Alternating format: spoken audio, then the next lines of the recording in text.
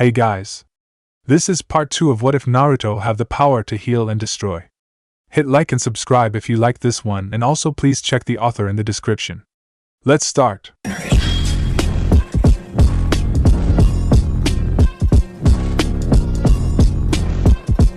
Chapter 6, A Secret. Kukuku. I must say, you are leaving me quite surprised, Naruto-kun.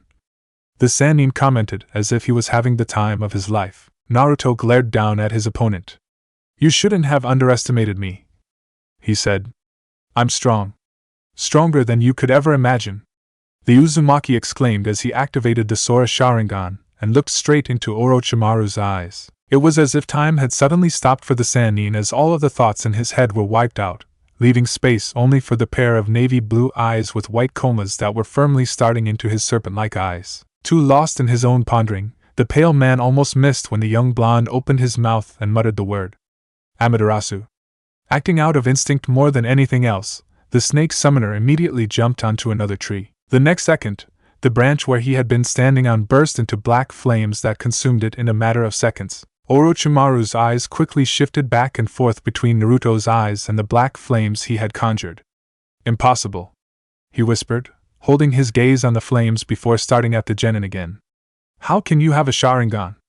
The Sannin asked in a low voice. The mirth he had when he was mocking the young man was completely gone. Naruto narrowed his eyes as he looked down at his hand for a couple of seconds before answering. You ask how I can have it?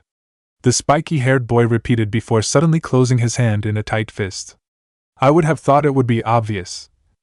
This is the Sora Sharingan. This is my bloodline, the Uzumaki firmly stated. The genin's answer failed to satisfy the older shinobi as his face changed from shock to anger. Taking a few seconds, Orochimaru composed himself. I always did find it odd how my spies could not get any information about your heritages. The black man commented. I could guess who your father was due to your physical characteristics and the circumstances regarding your birth, but your mother? The Sannin wondered out loud. The blonde Sharingan eyes narrowed at the man's words. Kukuku. A low chuckle escaped Orochimaru. I see now. So this is the result of combining the Uchiha and Namikaze bloodlines, he said. But to be able to use techniques unique to the Manjikyu Sharingan. Now that is impressive. The snake summoner commented with a smirk. Having heard enough, the blonde jumped forward and immediately appeared in front of Orochimaru. The Jinchuriki drove his fist into the Sannin's stomach, sending the older man flying into a tree. Having the Sharingan helps me regulate the chakra throughout my body, giving me almost perfect chakra control, he revealed. Plus it allows me to see when my opponents are gathering chakra to attack or flexing their muscles when they are about to defend themselves. Orochimaru glared at the genin. Yes. I know how the Sharingan works, the Sannin commented as the young man started advancing towards him, forcing the man to put some distance putting distance between them. The older shinobi was in a bit of a conundrum. One part of him was dying to know what the spiky-haired boy and his strange Sharingan could do, but the other was aware that in his restricted state he might not be able to beat the Jinchuriki, and going all out was out of the question because, if the third became aware of his presence, his whole plan would be ruined. Taking advantage that his opponent's mind seemed to be distracted, Naruto quickly performed a series of hand seals. Gakakyu no Jutsu. Immediately, another enormous fireball came out of the leaf nin's mouth and shot towards the black-haired man. Orochimaru had foreseen the incoming attack and easily jumped out of the way. Unfortunately, the spiky-haired boy had jumped even higher than him and proceeded to drive his hell right to the top of the missing nin's head, sending him crashing down to the ground. The Sannin was able to land on his feet, but before he could straighten himself up, he felt another punch dig into his stomach. As the snake summoner's body was pushed back by the punch, Naruto quickly delivered a powerful kick into his ribcage, sending his body flying sideways onto a tree. Immediately, the Sharingan user chased after his opponent. Orochimaru was able to stop two of the Jinchuriki's fists, but the third one connected with his chin. The black-haired man's body was actually raised a couple of inches into the air by the genin's uppercut. The Uzumaki proceeded to drive a powerful kick into the Sannin's airborne body, brutally slamming it back into the tree behind them. I told you. I'm strong, Naruto muttered. Orochimaru growled under his breath. Cheeky brat, but if I use any more power I would risk the chance of being discovered here, he thought. And any jutsu I could be copied by him, and adding to his firepower would be counterproductive to my plans. the snake summoner reasoned. The older shinobi suddenly took out a pair of kunai and hurled them at the blonde. Naruto was able to dodge the incoming blades with ease and dashed towards the missing nin. The Sannin blocked the Jinchuriki's punch and tried to connect one of his own, but instead his fist was stopped by the blonde. Having a clear opening, the Uzumaki delivered a powerful punch on Orochimaru's stomach, leaving the pale man gasping for air as the Sharingan user continued his attack by driving another fist to the side of the missing nin's face. Orochimaru was sent flying to the side, his body bouncing off the ground as his momentum died out. I guess I had my fun for the day, the older shinobi thought as he immediately stood back up and jumped onto a tree with the intention of making his escape. Seeing his opponent trying to get away, Naruto immediately took out a kunai and threw it at the Sannin's direction. The snake summoner saw the weapon flying towards him and moved his body safely out of the way.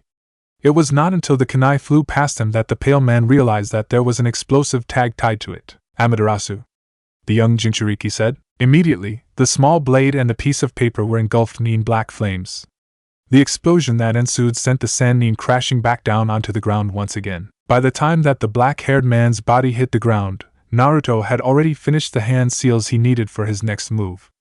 Kakugen Kengoku no Jutsu, Naruto called out. Immediately, 4 stone walls bust out of the ground around the Sannin, encasing him. Orochimaru looked up at the only exit in his prison to find the blonde already standing on its edge. Naruto looked down at the former Leaf Nin with his Sora Sharingan. Amaterasu, the Uzumaki repeated, conjuring more black flames that immediately filled the inside of the prison. A second later, the whole stone construct exploded as the body of a giant snake fell lifelessly into the ground.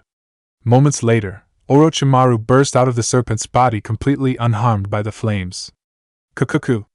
That was a very clever strategy, Naruto-kun, I applaud you. The older shinobi commented in an amused tone. It is a true shame that I cannot have your body instead.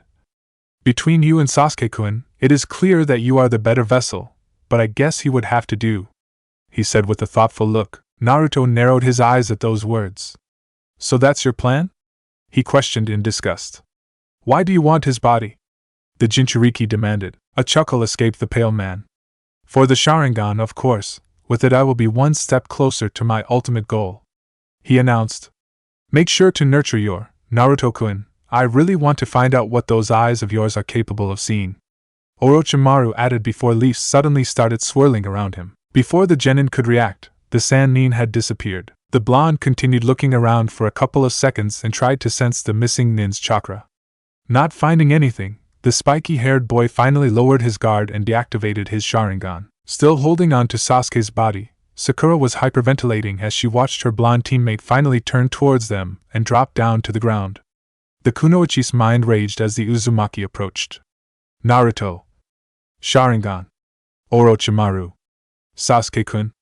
Just what the hell is going on? The Haruno's thoughts were a complete mess as she had to concentrate not to start shaking. It was not long before Naruto was already standing over the 2 other members of Team 7.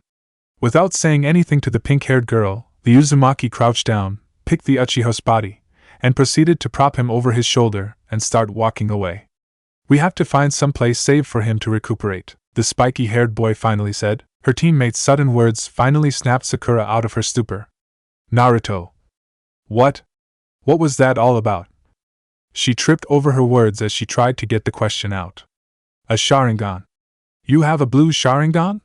She finally asked. The Uzumaki stopped in his tracks and remained silent for a few seconds. You cannot tell anyone. Got it, Sakura? Naruto declared without even looking back before starting to walk again. In the back of her mind, the young woman noted the lack of the chan suffix after her name. But, how?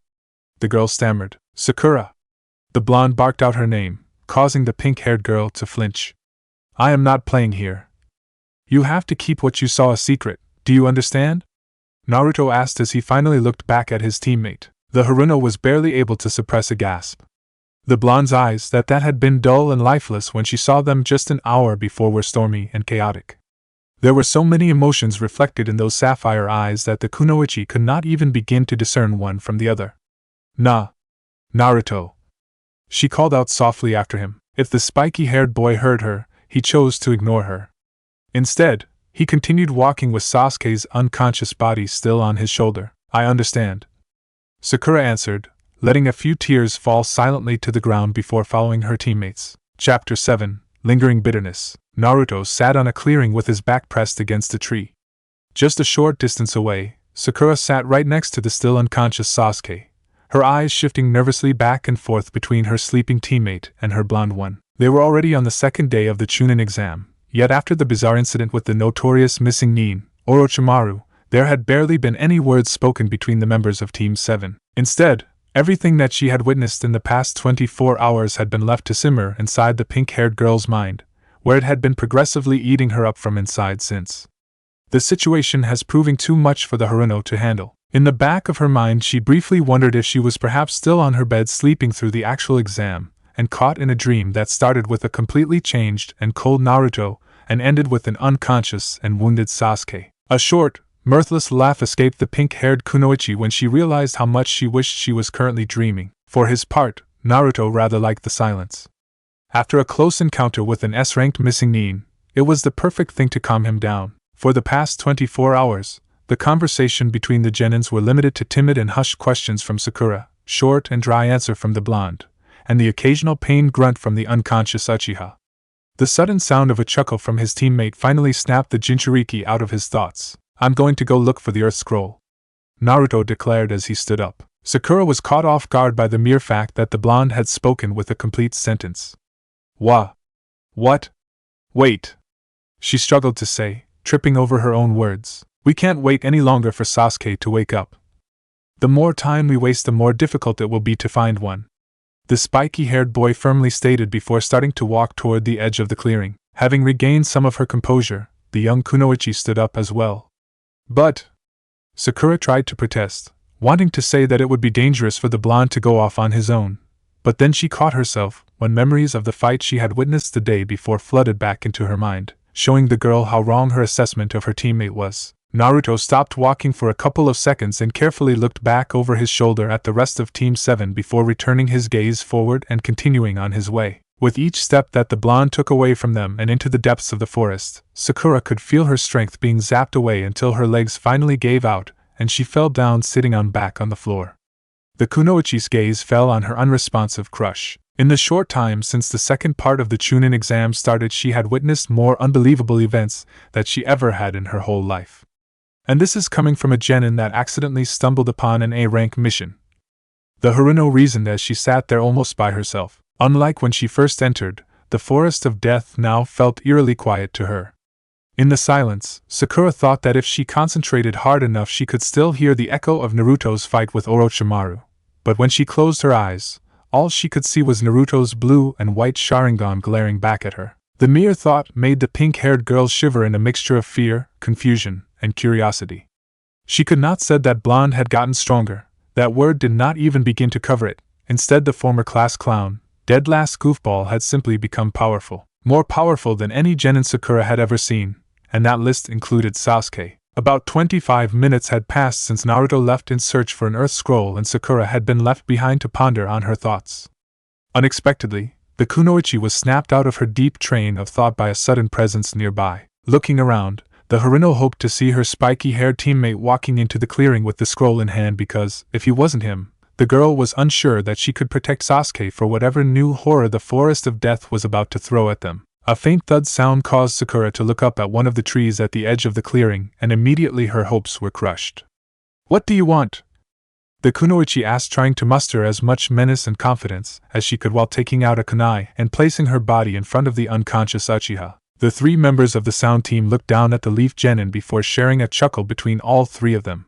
"It does not concern you," the bandaged shinobi informed. "We're here after the Uchiha, and if you try to get in our way we will not hesitate to kill you," the black-haired boy said, unable to hide the glee in his words. To her credit, Sakura did not back down. She was prepared to defend Sasuke no matter what happened next. Another laugh was shared between the Oto nin as they saw the pink-haired girl tighten her grip on her kunai. The bandaged boy rolled up his sleeve, reveal some sort of large device strapped to his forearm. However, Sakura was only able to look at it for a single second because, on the next one, all three of them charged towards her at incredible speed. "I give up! I give up! You can have our scroll!" An IWA shinobi screamed and flailed his one free arm before using it to take out an earth scroll from his pocket and throwing it to the side. As a response to his words, Naruto released the arm he held behind the stone ninja's back and unceremoniously let him fall face first into the ground. Quick! Let's go! This leaf nins are crazy!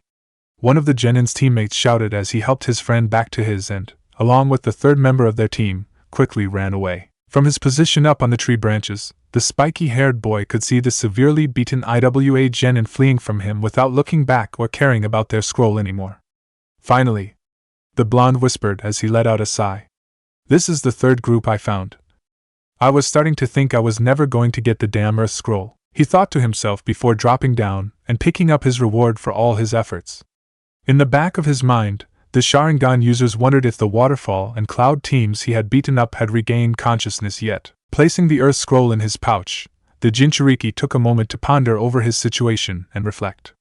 For the first time in his life, Naruto actually felt strong. All his life he had always been running away, trying his best not to get carried over and drowned by the waves of hatred in the village. Then the incident with Itachi occurred, and after that the blonde had spent almost all of his time training with the third. His first actual battle since his change had pitted the Sharingan users against Orochimaru of all people, and even though he managed to hold his own, the boy would not kid himself and think that if the Sannin would not have crushed him in less than a second had he really wanted to. Now though, fighting against other Genin teams, Naruto felt vastly superior. He could now see the fruit of his training and all he had gained since his meeting with Itachi.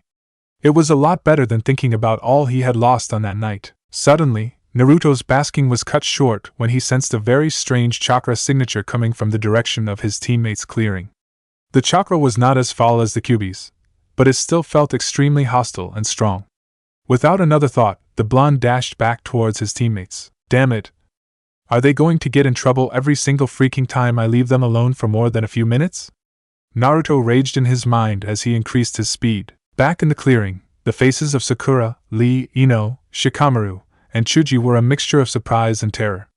Soon after the initial attack, Lee and the members of Team 8 had come to Sakura's aid, but despite their best efforts, they were all eventually overpowered and beaten by the sound ninjas. It was at that moment that Sasuke had suddenly woken up and things turned really terrifying. After he regained consciousness, strange, dark flame-like marks appeared on the Uchiha's body as he started to emanate a menacing chakra.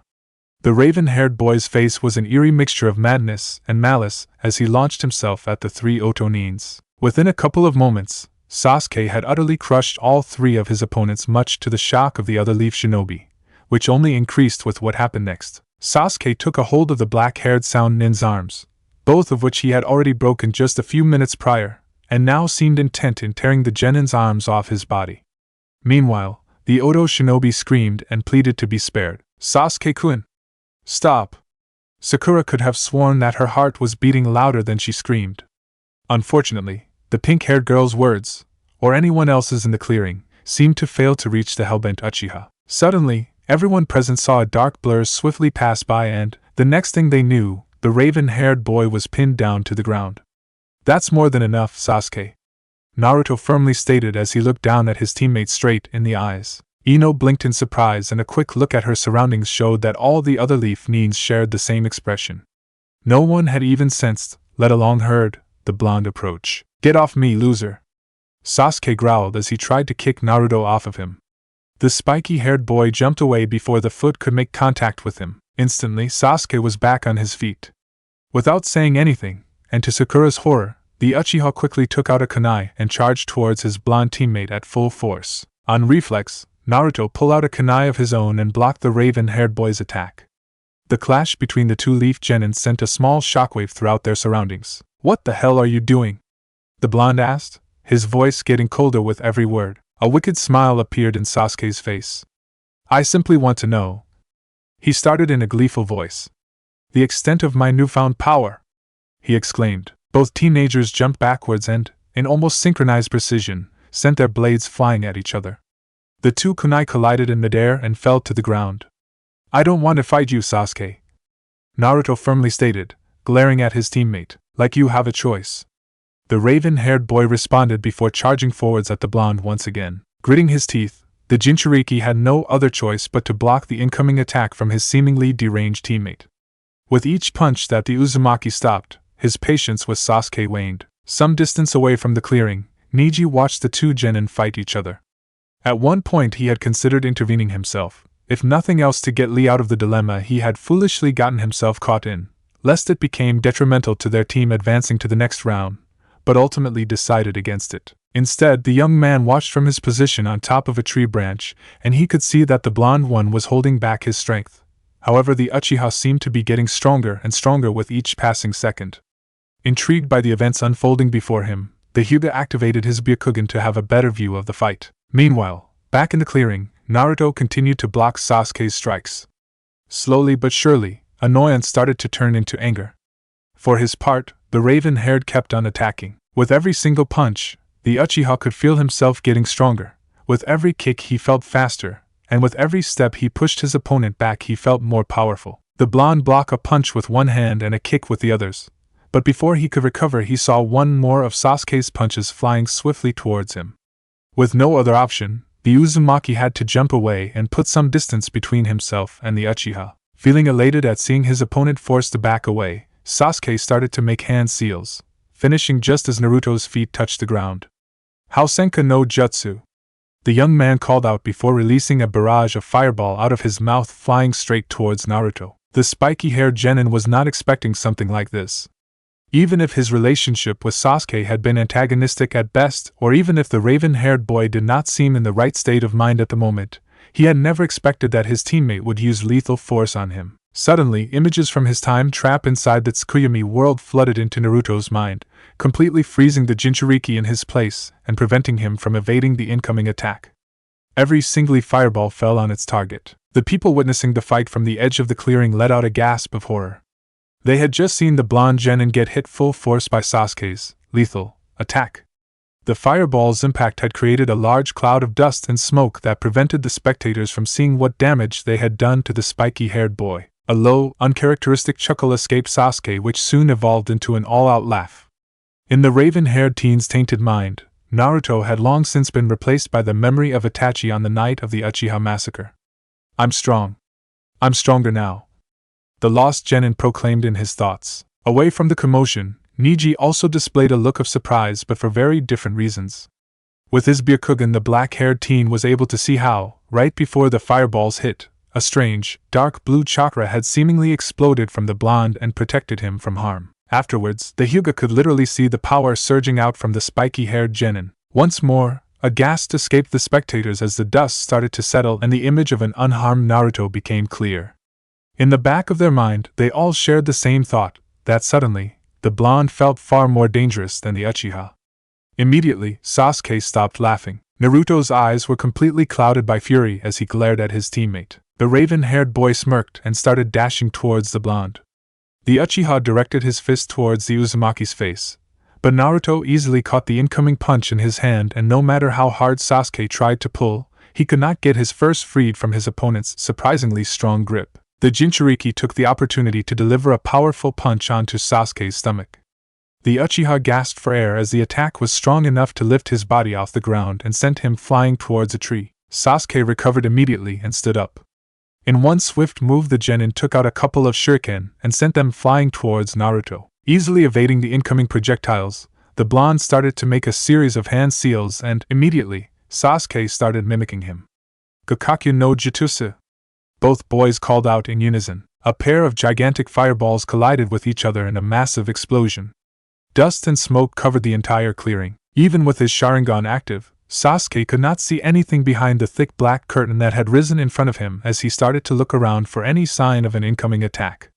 Suddenly, a hand emerged from the smoke and grabbed the raven-haired genin's neck and violently pinned his body against a tree before he even had time to react. The Uchiha's back hit the trunk of the tree with such tremendous force that the impact immediately scattered most of the lingering dust. Once things became visible again, Sakura and the others were greeted by the sight of Sasuke backed up against the tree as he struggled against the iron grip Naruto had on his neck. The purple chakra returned to the Uchiha's body as if it were trying to push the blonde genin away, or at least scare him off. Nonetheless, it failed at both as the spiky-haired teen's hold did not waver. Sasuke continued to struggle to free himself. Panic started seeping in as the raven-haired boy could feel his newfound strength start to dissipate while his opponents seemed to be increasing.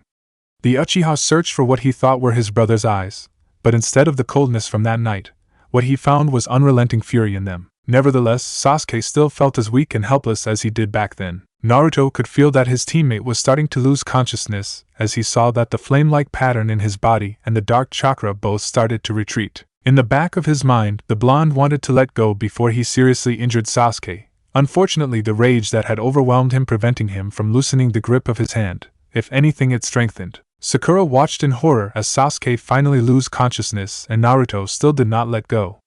"Naruto, stop!" the pink-haired girl screamed, but her pleas were either unheard or ignored by her teammate. Inside his mind, the part of Naruto that wanted to stop was becoming desperate. He was about to kill one of his teammates, one of the people who, despite everything, he still considered a friend, and there was some strange force that had taken over his body and was not planning to stop until the person in front of him was no more. In some level of his subconscious, just like the Uchiha had replaced him with Itachi, Naruto had replaced Sasuke with all the pain and suffering that the village had given him all his life. Suddenly, Naruto felt a tug on his jacket and something pressed against his back. The next second, he felt drops of water fall on his back and ran down. It was then that the Jinchuriki realized that Sakura had moved behind him. Her hands were desperately clenching the lower part of his jacket while her forehead was pressed against the blonde's back, right below his neck. "Naruto, please stop," she whispered. "I can't bear to watch the two of you kill each other. So please stop," the kunoichi said, choking up with her tears. The range started to dissipate off the Uzumaki and his grip on Sasuke's neck finally loosened. Realization of what he was about to do washed over him as he let the Uchiha's body fall onto the ground. Sakura immediately let go of the blonde and went to check on the raven-haired boy. Naruto took a few steps back. "I got the Earth Scroll," he informed without even looking at his teammates.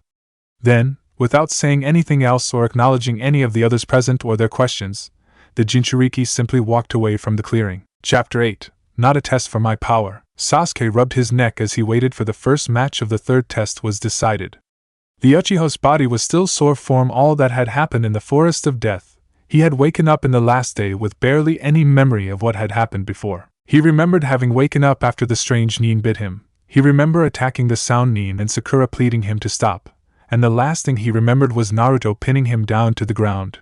After that, everything was just a blank. He had asked what had happened, but both of his teammates were reluctant of talking about it. One thing Sasuke did notice was that Naruto seemed even more distant than before, and Sakura kept on glancing nervously between the blonde and the Uchiha. Sasuke snapped out of his thought when he saw what the first match was: Inuzuka Kiba vs Uzumaki Naruto.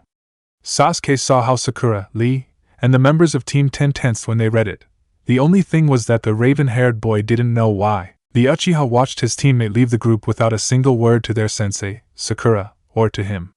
Sasuke's gaze was then redirected towards Team 8, where Kiba was ranting about how short the match will be. The raven-haired boy watched as the two genin faced each other in the area. The only thing that was heard were Akamaru's sparks. Sasuke looked at Kiba first. The dog lover had a triumphant smirk on his face, as though he had already won. Sasuke's gaze shifted to look at his teammate. If the Uchiha didn't know any better, he would say the Naruto looked bored. The match didn't seem to excite him in any way. The chunin called Hate gave the order to start the match. "Why don't we skip the trash talk and go straight to the beating?" Kiba said, getting into fighting stance. "I'm feeling generous today, so I'm going to make this as quickly as possible." The brown-haired boy finished, while Naruto stood unmoving. Kiba started towards the blonde. Suga Kiba screamed before he started spinning, creating a destructive tornado. Naruto watched the attack as it got closer and closer. At the last moment, the blonde lazily sidestepped and dodged the attack. Kiba turned around and tried one more time. Unfortunately for the dog lover, Naruto sidestepped again and evaded the attack. The blonde's lazy movements made dodging the attacks look easy. The brown-haired boy tried his luck a couple of times more without succeeding. After being unable to get a single scratch on the blonde, Kiba stopped. It was evident that he was ticked off. "Bastard," Kiba murmured as he clenched his, taking 2 pills and putting one in his mouth. "Akamaru," the brown-haired shinobi said as he threw the second pill towards the dog. Suddenly Akamaru's fur turned red as the dog jumped on his owner's back. "Jujin Bunshin," Kiba cried out as Akamaru barked. Immediately the brown-haired boy's body turned beast-like and the Akamaru turned into an exact copy of Kiba. "Getsuga," Kiba cried out as he and Akamaru started spinning towards Naruto. The blonde kept on dodging all of the attacks, moving on the last possible second and still without getting his cloths ragged. Kiba growled in frustration. "What's the deal?" Naruto would have never been able to dodge all of the attacks. the brown-haired boy thought. Both Kiba and Akamaru started circling Naruto. They were still using Gutsuga. Naruto extended his arms and grabbed both Kiba's and Akamaru's forearms. Using their momentum, Naruto rotated on his heel and released Kiba and Akamaru, sending both of them crashing towards opposite walls. Akamaru reverted back to his dog form while Kiba struggled to stand up. Bastard, Kiba murmured again as he started towards the blonde with his clawed hands. Naruto dodged Kiba's swipe with ease. Immediately the blonde drove his fist into the brown-haired boy's stomach, sending him back to the wall. Kiba stood up and dashed towards Naruto once more. The blonde started to make hand seals and gathering chakra on his index finger. Akuma Zenshin no Jutsu, Naruto said as he started towards the incoming genin. There was some sort of flash that blinded everyone in the audience. As Sasuke started to regain his eyesight, he immediately looked down at the arena. There stood Naruto behind. The blonde's right arm and index finger was extended. The Uchiha looked towards the other genin. Kiba stood frozen in mid-attack for a few seconds before the boy started screaming and clenching his head. Inside his mind, Kiba was watching how hundreds of people were slaughtered. He could their screams as depleted, but it was useless. Whatever was causing this was completely merciless. Kiba then looked down to find his hands covered in blood, and then it hit him. He was the killer. He was the one who was savagely slaughtering this people. With one final scream, Kiba fell unconscious. The medic Nin started to check Kiba's condition as Hate declared Naruto the winner. The blonde didn't give any acknowledgement of being victorious. He just walked back in the direction of his team. Sasuke's hand was trembling. Whatever Naruto had done to Kiba had possessed an evil chakra, but somehow he had the sensation that he had felt it before. The Uchiha was snapped out of his thoughts once again. Akadu Yoro versus Uchiha Sasuke. Sasuke nodded towards Kakashi and started his way towards the arena where his opponent was already waiting for him. Naruto watched his teammate face off against the older Nin. The blonde felt the same evil chakra that Sasuke had used at the Forest of Death. Only this time the Uchiha was able to hold it back and still achieve a win. After the match, Sasuke was taken to the back by Kakashi. Naruto just shrugged and continued watching the third part of the chunin exam. Naruto watched how Shikamaru defeated the sound Kunoichi. The colored face Sannin defeated Yoroi's teammate using a puppet, and Sakura ended up in a tie with her rival Ino. The sound Kunoichi defeated Lee's teammate, and Shino was able to beat the black-haired sound Nin. The blonde couldn't help but smirk when Lee used the Yoru-Renge against the red-haired Sannin. He had heard that spandex-clad Nin just to be the Academy's death last before him. Sadly, Gaara was able to emerge victorious. Naruto felt something coming from Kyuubi as he watched Gaara appear between his teammates. Naruto watched as Chuji and the last sound Nin eliminated each other formed the exam. Every one of the adult tensed up before the last match. Hyuga Hinata versus Hyuga Neji. Both genin descended to the arena. Hinata was shaking while Neji was glaring at her. "You should quit while you can, Hinata-san. You're not cut out to be a shinobi," the black-haired boy said evilly. Hinata started to back away. "People shouldn't judge others. Anyone who put their hearts into everything they do and never give up can achieve anything," Naruto said loud enough for everyone to hear. Every in the audience looked from Neji to Naruto and back again, while the two genin glared at each other. Neji looked towards his cousin. The fear in Hinata's face was replaced by sheer determination. "I will never give up, Naruto-kun," the blue-haired girl thought as she activated her Byakugan. Neji activated his Byakugan too and got into fighting stance just as Hate started the match. Hinata and Neji exchanged blows using Jukin. Naruto was familiar with the style. The old geezer had made him study and practice it. The match continued, and it seemed that Hinata stood a chance of emerging victorious until Neji completely turned the tables.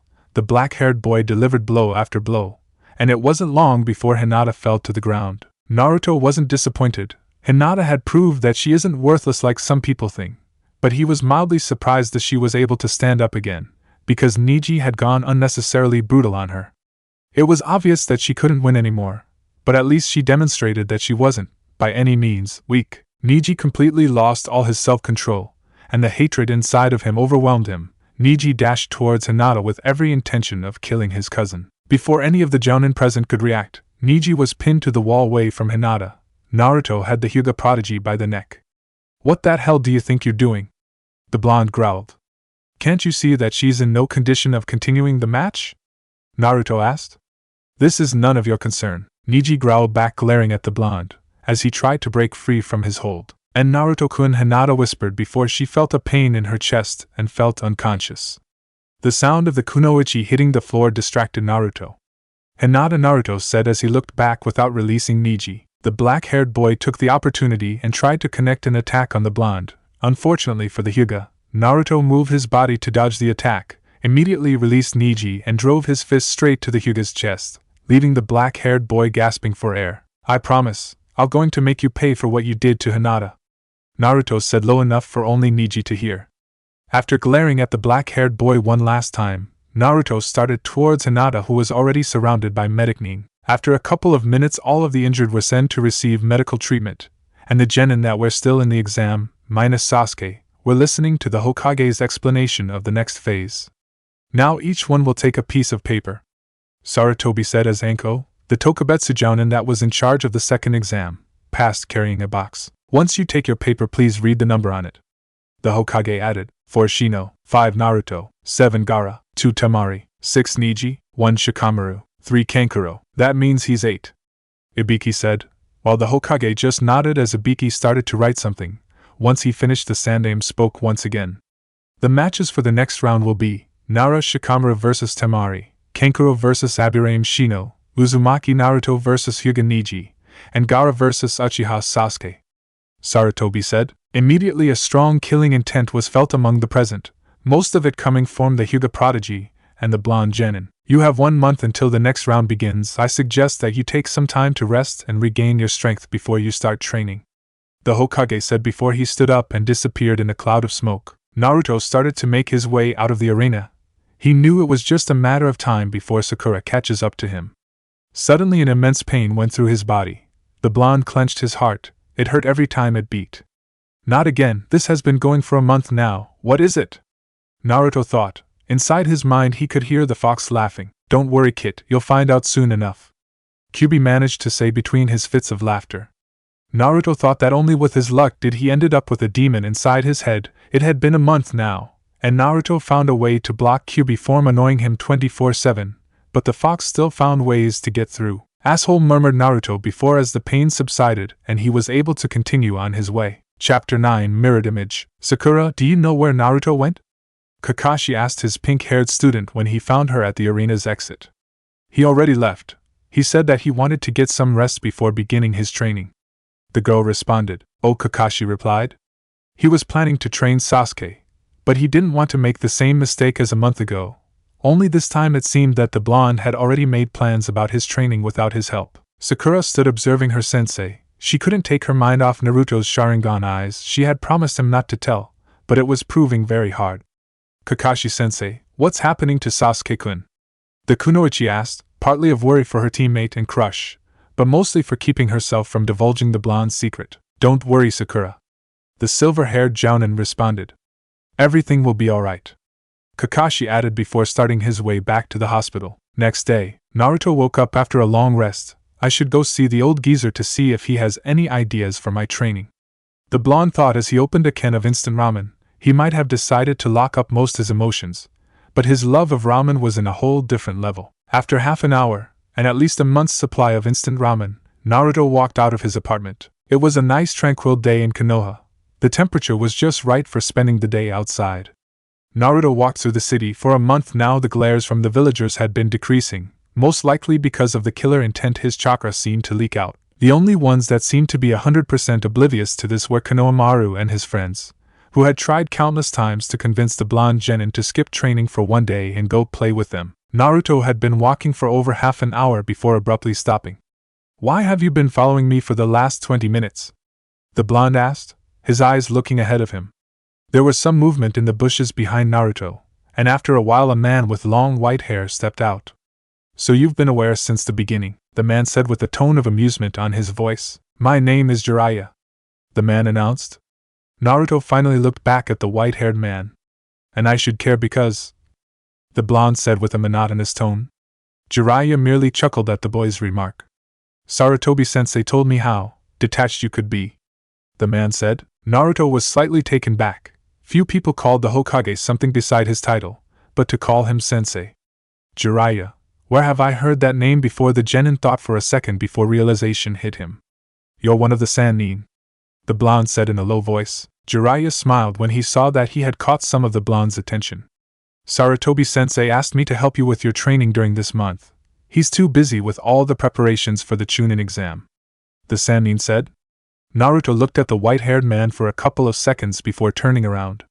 I don't need your help, the blonde said as he started to walk away. The Sannin merely smirked as he watched the boy walk away. You're as disrespectful as your father during his training, Jiraiya said. The Sannin's word made Naruto stop on his track. I want to teach you one of your father's favorite technique, the Kuchiyos no Jutsu, the white-haired man said, taking the opportunity of having most of the genin's attention. I heard that sensei gave you the weapon, and from the bandages in your arms, I'll say you already have your summoning tattoo. Jiraiya said, smiling when Naruto completely turned around. Learning the Kuchiyos no Jutsu will help you deal with the weapon, because trust me, that thing is really hard to control, and even your father had trouble with it. The Sannin added, but first, tell me about your Sharingan, the man said. Naruto's eyes widened slightly. Did the old geezer tell him? The genin thought. Jiraiya figured out what was going through the blonde's mind and decided to clarify. The old geezer didn't tell me about your Sharingan. The Sannin started. I knew that this was going to happen. Since the day you were born I've wanted to see the results of combining the Uzumaki and Uchiha bloodlines. The white-haired man explained. Naruto sighed. He was slightly more relaxed now that he knew that the Hokage had not betrayed his trust. Naruto looked at the Sannin straight in the eyes. Jiraiya watched in amazement as the blonde's eyes turned a couple of shades darker, and a white dot and 3 comas appeared on each of his eyes. Amazing, the white-haired man said before Naruto's eyes reverted back to normal. So, what were you saying about my training? The genin asked. Well, Jiraiya began as his eyes drifted to the direction of the hot springs. I'm a little busy today, we will start training tomorrow, meet me in this exact same spot. The Sannin said as he started towards the bathhouse, see you tomorrow. The man said waving back at the blonde. Naruto stood watching as the white-haired man disappear from his view. He didn't need to read minds to know where he was headed. Are all the adults in charge of my training perverts? The boy thought, do you really want an answer to this question? Kyuubi suddenly said. Shut up, Naruto murmured before continuing on his way, sighing as he felt the fox smirking. -3 days later, Naruto and Jiraiya were standing in the middle of a field. For the past 2 days Jiraiya had been teaching the young genin the basics for the Kuchiyos no Jutsu, and now it was finally time to try it out. So can I try the jutsu now? Or do you want me to write an essay first? Naruto asked, clearly annoyed of the fact of only getting theory-based lessons on how to summon toads. Show some respect, brat. And yes, give the technique a try. The Sannin responded. Naruto bit his lips and started on the hand seals for the summoning. Kuchiyos no Jutsu, the blonde said, slamming his palm on the floor. Jiraiya watched in pride as a cloud of smoke appeared. He was sure that the summoning had been successful. Suddenly the Sannin's face changed to one of horror and fear. No, there's no way my luck can be this bad, the white-haired man thought as the clouds started to disperse, revealing the strongest of all toad summons, Gamabunta. So, I'm guessing that the jutsu went alright. Naruto said, looking at the leader of the toads. Jiraiya, why have you summoned me? Gamabunta asked with an angry tone as he looked at the white-haired man. I didn't summon you. Jiraiya tried to explain, this is Naruto.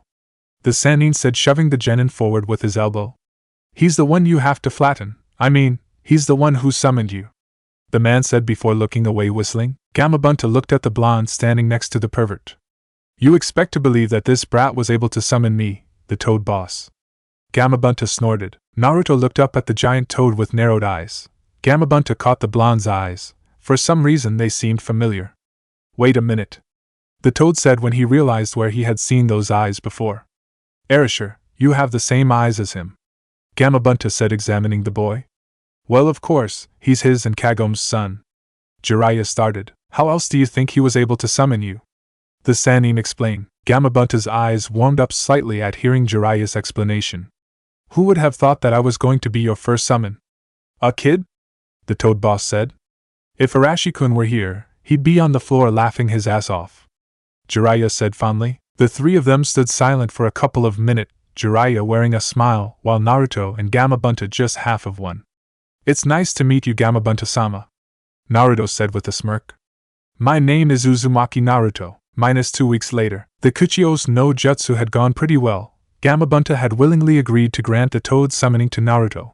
The only problem was that Jiraiya was slightly jealous that the toad boss seemed to like the boy better than he liked him. But for the past 2 weeks Naruto and Jiraiya had used all their available time to work on the weapon. Just like Jiraiya had predicted, It had taken some time for Naruto to successfully summon it, and an even harder to control. Fortunately, after 2 whole weeks the blonde was starting to get the hang of it. Jiraiya watched in pride as the cloud of dust started to disperse. Incredible. It took Arashi-kun 2 whole months to get to this level with it, and he already reached it in 2 weeks. The Sannin thought. The dust cleared. Naruto stood in the middle panting. The boy's surroundings were completely destroyed. He's the vivid image of his father, the white-haired man thought as he started towards the boy. Very good kid, Jiraiya said, approaching his student. You're starting to master it. It took your father much more time to cause this much destruction, Jiraiya said with a smirk as he looked at the surroundings. Trees were completely destroyed, torn in two or burned, and the ground around the blonde was leveled. Naruto's face was adorned with a smirk of his own. Didn't I tell you that it wasn't going to take me long to control? The genin said as he tried to catch his breath. Don't get too cocky, brat, you still have a long way to go. Crossing his arms and looking at the blonde. Anyways, I think that's enough for today. We will pick up training tomorrow, the Sannin said and walked away after receiving a nod of agreement from the boy. Naruto walked back to his apartment. The last few weeks had been great to him. Just like his time with the Sannin, he dedicated all the time he could to training, and it was during those times that he felt slightly happy. The blonde kept on walking until his whole body shook in pain. It wasn't only his heart this time that was on pain, but also his hands felt as though they were burning. The boy brought his right hand to his chest and used the other one to support himself on a tree nearby. It's getting worse, and more frequent, the genin thought. Naruto waited a couple of seconds until the pain subsided. He could hear the fox laughing his head off inside of him. One of these days, fox, the boy thought. One of these days I'll figure out a way to use Tsukuyami on you, and when that day comes it'll be my turn to laugh. Once the pain had diminished, Naruto started on his way once again. Only a couple of minutes had passed when he heard someone call out, "Hey, Naruto, wait up." The blonde turned around to watch a black-haired boy with a picnic basket full of fruit on his hand. I knew it was you, Shikamaru said when he got closer. Shikamaru, what are you doing here? The blonde asked. I'm just heading to the hospital. The black-haired boy started. I'm going there to see Chuji. He's there with a severe indigestion. Want to come? The lazy boy asked. Naruto meditated on the idea for a couple of seconds. What's with the basket? The blonde asked. Oh, since Chuji is not allowed to eat because of his indigestion, I thought that I'll go down there and eat in front of him, Shikamaru responded with a smirk. I thought that it'd be good for a few laughs. The boy added started on his way to the hospital. Naruto stood in silence for a few seconds before following Shikamaru. Naruto and Shikamaru made it to the hospital in a couple of minutes. The blonde had two different views of Konoha's hospital. One was that he didn't like it because of the whiteness in every single room. Not even in his current emotional state was he able to stand the mundane room. On the other hand, most of the hospital personnel treat him like a human being, and that made him slightly content. The boys headed towards Chuji's room. Shikamaru had already visited him before, so he knew the way. Suddenly Naruto felt an evil presence nearby. The blonde looked around trying to find the source. His gaze stopped at a door that was slightly open. Naruto recognized Rock Lee sleeping on the bed. He probably was still recuperating. But what really shocked the genin was the sand he could see swirling around inside. Naruto dashed to the door and threw a kunai. The weapon cut through the sand that was about to choke the unconscious taijutsu expert on the bed. The blonde looked at the other person in the room. Dark blue met aquamarine. A powerful killing intent emerged from the two boys. You were the one that defeated the dog boy, Gaara said in a monotonous tone, not unlike Naruto's. I'm intrigued by your existence, the red-haired said as the sand started to once again to swirl violently around him. Gaara tried to bring his hand up front, but found out he couldn't. I think that you should reconsider attacking a defenseless shinobi, especially if he's surrounded by his comrades, Shikamaru said. The boy had caught the Sannin's shadow, preventing Gaara from moving. The redhead returned most of the sand back to his gourd. At the chunin exam, Gaara began. I'm going to kill you both, the Sannin said before disappearing in a swirl of sand. As Naruto checked to see if Lee was alright, the blonde could hear the fox inside him chuckle. It's going to get really interesting in 2 weeks, the blonde said looking at the boy behind him. Shikamaru was trying to retrieve some of the fruit that had rolled away when the lazy nin let the basket fall to stop Gaara. But most of the fruits had rolled away who knows where. We should get something with meat, the blonde said with a smirk. It'll be funnier that way, Naruto finished as he walked out of the room. Shikamaru stood up and smirked before following the blonde. Chapter 10, Proud Eyes. This day came way too fast. Naruto said as he sat up on his bed and looked out the window. The sun completely blinded the blonde. The Jinchuriki was forced to close his eyes and open them little by little, so that they would adjust to the brightness on the outside. I really hate days that are this bright, the genin remarked bitterly. Naruto moved to the edge of his bed and tried to push himself up. Suddenly, the world completely froze for the blonde as he found himself falling towards the floor. Naruto managed to regain control of his body and prevent his face from meeting the floor of his apartment. What's going on? The blonde asked himself. Nothing like that has ever happened. There was no pain or anything, just numbness, and the fox has stayed quiet. Normally he makes some sort of remark about the jolt of pain. This must be for a completely different reason. The boy thought as he went back up on his feet. What is going to happen today? Naruto asked as he looked out of the window. Surely, the morning was just too bright. The girl walked quietly through the halls of her house in search of her father. She finally found him looking at something in the garden. She walked up to him trying to stay quiet. She knew that it was of no use and that her father had probably sensed her from the beginning. "Oto-sama?" the girl asked and was taken aback when her father jolted in surprise and turned around. "Hanabi-hai," she said to acknowledge his daughter's presences, and trying to hide the fact that he had been startled. The girl looked in the direction her father was staring so fiercely that he had left himself open to any possible attack. There, sitting in the branch family garden, sat her cousin. Neji was sitting in the ground with his legs crossed and was gathering enormous amount of chakra throughout his body. Hanabi saw as a leaf was about to fall on Neji's shoulder.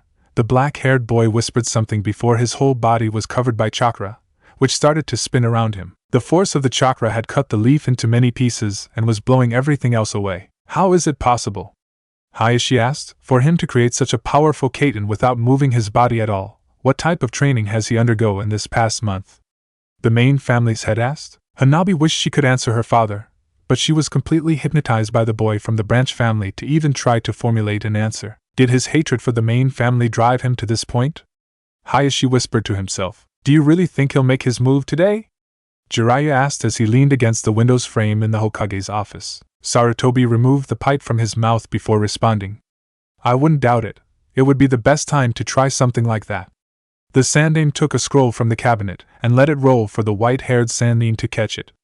Please give this to Naruto when you deem the time is right, the older man requested. Jiraiya examined the scroll on his hand with confusion until he finally figured out what it was. You can give it to him yourself, it's not like you're going anywhere, right? The white-haired man said as he looked at his former sensei. The look on his eyes was one of pleading for reassurance. Please, Sarutobi began. For Minato-kun's and my sake, just in case, the Sandaime said. Jiraiya couldn't remember seeing his sensei this old before. The Sannin sighed before securing the scroll in his vest's pocket. Very well, I'll guard the scroll for now. Thank you, Jiraiya-kun, the Sandaime said as he smiled at his former student. The white-haired Sannin glared at the Hokage. Although I told you to cut that kun thing years ago, Jiraiya said as he crossed his arms and stood indignantly, all in an attempt to lighten the mood in the room. Jiraiya's behavior caused Sarutobi to chuckle. I guess old habits die hard, the Hokage said. Just like you, Jiraiya said as he smiled at the man that was once, and he will always be, his sensei. Where are they? Shikamaru thought as he looked at his surroundings. He could see the Sand siblings, Shino, Neji, and a shinobi who had introduced himself as Gunma, their referee for the conclusion of the chunin exam.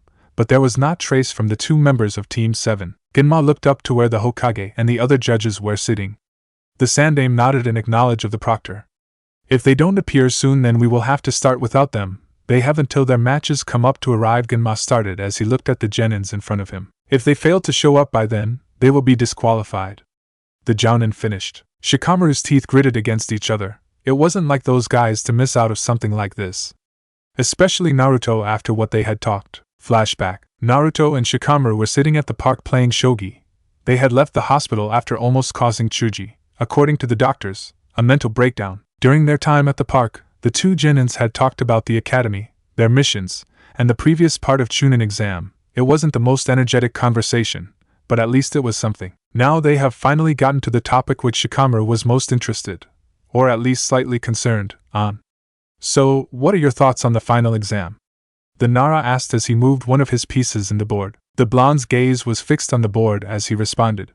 Can't really say, there are too many variables to try to predict a possible outcome. I'm sure you have come to the same conclusion. Naruto said as he moved one of his pieces and finally looked up. That's true, Shikamaru confirmed as he took his time to analyze the game. But at least tell me what your thoughts on Neji are. After all, he's your first opponent.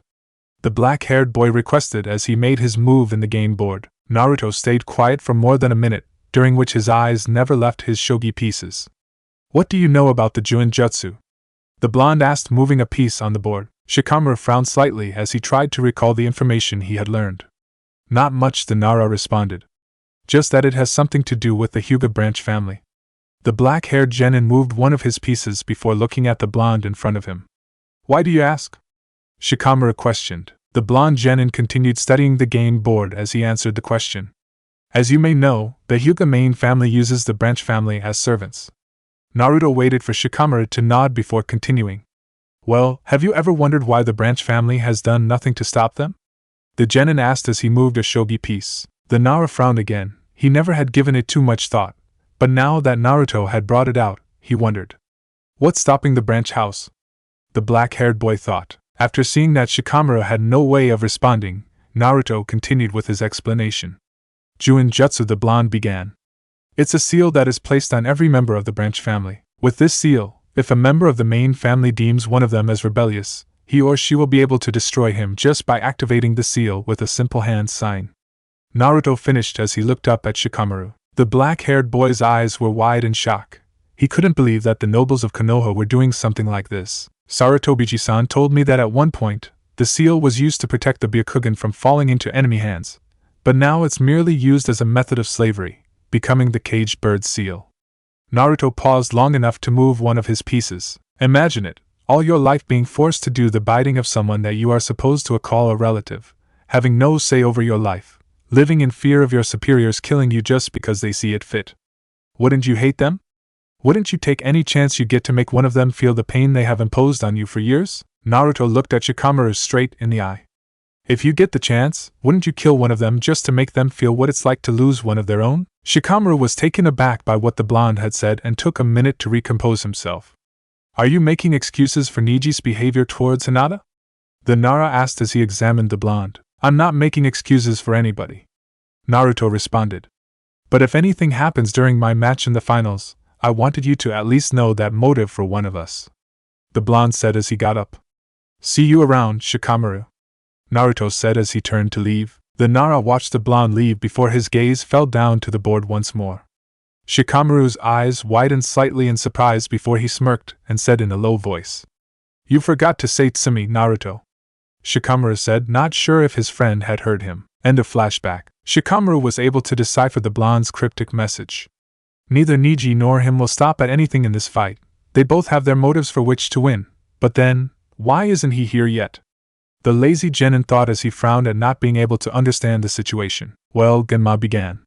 I have to ask for the participants that are not in the first match to please leave. The Jounin was silenced when a small twister made out of leaves appeared in the arena. Inside the twister the figure of Kakashi and Sasuke appeared. The audience gasped when the leaves started to move, but it changed to cheers when the Uchiha appeared. Troublesome, Shikamaru muttered as he glared at the audience. Sorry we were late, Genma, Kakashi apologized. Sasuke here got lost on the way to the stadium, the silver-haired shinobi said as he pointed at his student. Liar, Sasuke said with a snort. Genma sighed at his comrade's behavior. Anyways, as I was saying, the participants that are not in the first match, please go wait in the stands so that we get this over with, the proctor said as he waited for the genins and Kakashi to move. I'll be in the audience with Sakura and the others, Kakashi informed the raven-haired genin before ruffling his hair, which caused the Uchiha survivor to growl in anger, and leaving towards the spectator stands while Sasuke followed Shino, Neji, Kankuro, and Gaara to the waiting terrace, leaving Genma, Shikamaru, and Temari in the arena. Shikamaru watched as the Suna Kunoichi got into a fighting stance, and Genma prepared to give the start signal. This is such a drag, the Nara muttered since he knew that he needed to drag the fight for as long as his chakra reserves would allow him, to give a certain blonde enigma time to show up. A yawn could be heard through the trees of Konoha's forest as a certain white-haired man tried to sneak a peek in the girl's side of the hot springs. So far Jiraiya had been unsuccessful of getting a clear image. The brat's match should be coming up pretty soon, the Sannin said to no one in particular. Maybe I should start to make my way towards the stadium, the perverted author wondered as he looked at the sky. A second yawn was heard as the Sannin brought out a sake bottle. Or maybe I should finish this bottle first, Jiraiya said in a more energetic voice as he removed the bottle's cap. Shikamaru sighed as he arrived at terrace. The Nara had ended up giving up the match when his chakra supply had run out. His strategy during the match had not been one of whining, but merely one to stall. Well, it's not like I wanted to win. This way I don't have to compete again, but… The black-haired boy looked at the others in the terrace and sighed once again, this time of disappointment. He still isn't here. The lazy genin looked down at the arena to watch Shino and Kankuro. At least there is one more match before his, and best of all, he wasn't here to see me giving up. Shikamaru muttered to himself, knowing that the blonde would never let him live that one down. The Nara frowned as something from the Suna shinobi caught his attention. Is it me, or is that guy so nervous that he's shaking? The genin thought. Damn, this is not good. Kankuro thought as he quickly glanced towards the terrace, his gaze directing straight towards Gaara. Temari's match was too long. Gaara is getting anxious. The puppet user could feel his brother's chakra and killer intent rise every second. He won't be able to control it soon. Genma looked at the two genins. Are you two ready? The jounin asked as he prepared himself to start the match. I give up! Kankuro exclaimed, taking the whole audience by surprise and earning a gasp from them. I don't know how long this fight would last, but I bet it'll be longer than Gaara's patience. If he doesn't kill someone soon, we will all be in trouble. The puppet user thought to himself. Very well, Genma started.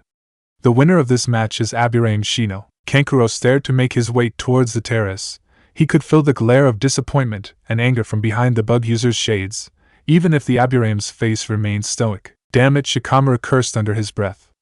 I thought he had more time than Nara thought as he watched Kankuro and Shino return to the terrace, and Neji descend to the arena. Genma watched as Neji approached the center of the arena. If Uzumaki Naruto does not appear in 5 minutes, he will lose by default, Genma announced to the participants and the audience. Shikamaru could clearly see the frown on Neji's face. I guess he doesn't want to win this way, the Nara thought as he felt the 5 minutes pass like seconds. Well, I guess his time is up. The black-haired genin whispered in resignation. What are you talking about? I'm right here, came a voice from behind the Nara. The voice made 5 out of the 6 genin present turn around in surprise. Naruto was leaning against the wall casually as though he were unaware that he was about to be disqualified. Shikamaru had frowned the moment he heard the blonde's voice, but his frown soon leaved to make place to smirk. And where the hell have you been? The black-haired genin asked. Around, the blonde answered simply, still no giving any sign of going to the arena for his match. Suddenly, Shikamaru frowned again. How long have you been there? The Nara asked. Naruto looked at the lazy genin in the eyes and something that resembled a smirk came into his face. I saw you giving up, if that's what you're asking. The blonde responded. The black-haired boy sighed as the blonde stared to walk towards the end of the terrace. I came in halfway during your match. I was watching from the roof. Sorry to make you worry. Naruto apologized as he jumped from the terrace window and landed in the arena. Sasuke frowned at his teammate's behavior. He hadn't acknowledged Sasuke's presence or any of the other genins besides Shikamaru. In fact, after the Forest of Death, the little communication that they had had during the chunin exam had become almost non-existent. Genma watched as the blonde walked to the center of the arena where Neji and he were standing. The jounin made a note of how much the killing intent in the arena had increased due to Naruto and Neji merely looking at each other. I was starting to think that you weren't going to show up, Neji commented as the blonde stood before him. You should have known better. Naruto simply responded. Man, I feel like the temperature of this arena has dropped many degrees, Genma thought as he looked from one genin to the other. The third match of the finals is about to start. Uzumaki Naruto vs Hyuga Neji, Genma called up as he raised his hand. Commence! The jounin shouted as he brought his hand down. A second later, the two genins disappeared. Sound was the only thing that alerted most of the audience that a match was underway. Those who had not trained as a shinobi could only hear the clash of metal that indicated that the two boys had taken out weapons. Even some of the nins among the crowd were having problems following the fight. All they saw were blurs from time to time, and an image of the two genins when their momentum was broken every time their attacks met. The two genins finally stopped in the middle of the arena, kunai against kunai. Each boy tried to push the other. How much strength are they putting in each blow? Kakashi wondered as he watched them from the audience. Their cloths were starting to become ragged from the backlash of their attacks. Just as I expected, Naruto thought as he stood in his ground. We're about the same in armed combat, the blonde concluded as he recalled what has happened during their exchange of blows. He had tried to attack every place where he had seen a shadow of an opening, and he was sure that Neji had done the same. Yet none of their attacks came close, as the other's blade was right there to stop the blow. Let's make this interesting. Naruto brought his kunai down, taking Neji by surprise and giving himself an opening. The blonde tried to drive his fist to the side of the Hyuga's face, but was stopped by the black-haired genins. Naruto was able to see a smirk on Neji's face just before the Hyuga moved his hand and sent his kunai towards the blonde's face. Naruto had to step back to prevent the kunai from impaling his chin. As soon as the blonde stepped back, Neji started to gather chakra in the index and middle finger of his left hand, and jammed them into his opponent's chest, sending Naruto back. Genma watched as the Uzumaki kid grunted in pain. That attack was really close to the heart. The Jounin thought as the blonde put his hand on his chest where the blow had landed. These kids aren't playing around, Genma whispered to himself. Once the pain had resided slightly, Naruto looked up to see Neji smirk and get into a specific stance. The blonde knew what was coming next, and for his sake, he had to stop the Hyuga. Neji started forward as he began his attack. The blonde followed suit and rushed to the Hyuga. Naruto was able to stop Neji's attack by intercepting the black-haired boy's forearm, effectively nullifying Neji's momentum. Naruto grabbed the Hyuga's arm and closed his fist, preparing his retaliation for what the black-haired boy had done earlier. At that moment, Naruto heard the Hyuga mutter the words Fudo Kaiten. Something in the blonde's mind told him that he needed to get away. After realizing that it wasn't the fox's doing but actually his own common sense, Naruto jumped back. Less than a second later, Neji was covered in a chakra dome. Everyone in the audience who was familiar with the Hyuga fighting style gasped. Neji had performed a stable Kaiten without moving his body. As far as the shinobi that were watching knew, that was impossible. So he brought it out, Hayashi thought as he watched his nephew from the stands. The chakra dome started to disappear, leaving Neji standing unharmed. A ring had been formed around him by the spinning chakra. Kaiten? Naruto's question was answered by Neji's smirk. Even someone like you would see that advantage. Neji started. By not being forced to spin along with the chakra, I'm able to freely retaliate. This technique is my new sword and shield. Naruto snorted as he took out another kunai. There's no sword I can't break or shield I can't pierce, the blonde said before rushing towards the Hyuga. Neji smirked as he started to emanate chakra from his body. As soon as the kunai left Naruto's hand, the black-haired genin willed that chakra to spin and protect him. After his kunai was deflected, Naruto took out a pair of shuriken and sent them towards the Hyuga prodigy, whose chakra dome merely knocked them upward. Immediately, the blonde started to make hand seals. Shuriken Kage Bunshin no Jutsu, the genin said before the two shuriken in the air became 200. The rain of shuriken fell on the chakra dome, but merely bounced off. Useless, Neji muttered as he took out a couple of kunais and threw them at the blonde one by one. Naruto was caught by surprise by the kunais. He had been too preoccupied with figuring out a way past the Kaiten. The blonde had to jump to dodge the kunais. That boy has the Uzumaki kid stuck in a corner, Genma thought as he watched the genin land at a safe distance from the Hyuga. Maybe if I had more power, Naruto thought as he made 6 Bunshin appear. The clones rushed towards the chakra dome from all sides. The attack caused 4 of them to disappear and knock back the other 2. A pair of kunais from the inside of the dome took care of the remaining clones. Why is Naruto wasting his energy by attacking with clones? Sakura asked her sensei, who had come to sit next to her. I mean, it didn't work the first time, Kakashi answered his pink-haired student without taking his eyes off the fight. He's looking for Neji's weakness. At this point, the only way for him to overcome a new technique is by trial and error. Let's just hope that he finds a way around it before he runs out of chakra, the Jounin said. Neji observed with a smirk as the Naruto surrounded him. He merely took out a kunai and waited for the real Naruto to appear above him. That trick was too obvious, the Hyuga said when he saw Naruto appear above with his Byakugan. The black-haired genin threw the kunai up, impaling the blonde. Soon, Neji's smirk faded as the Naruto became a cloud of smoke. Behind the smoke, the real Naruto smirked as he created 1 more Bunshin. Using the clone's feet to propel himself down, the blonde gathered chakra in his fist. He was traveling down way too fast for Neji to prevent his fist from connecting with the upper part of the chakra dome. There was some sort of pulse that shook the arena the moment Naruto's fist clashed with Neji's shield. It was followed, half of a second later, by an explosion indicating that the shield had been broken. Neji had managed to jump out of the way to prevent from being caught in the explosion. As the dust settled, it revealed the blonde taking his fist from the hole it had made on the ground. I told you I would pierce through it, Naruto said as he looked at the Hyuga. It was a pretty good defense, I give you that, but it's obvious you haven't mastered it yet. The blonde continued in an almost mocking tone.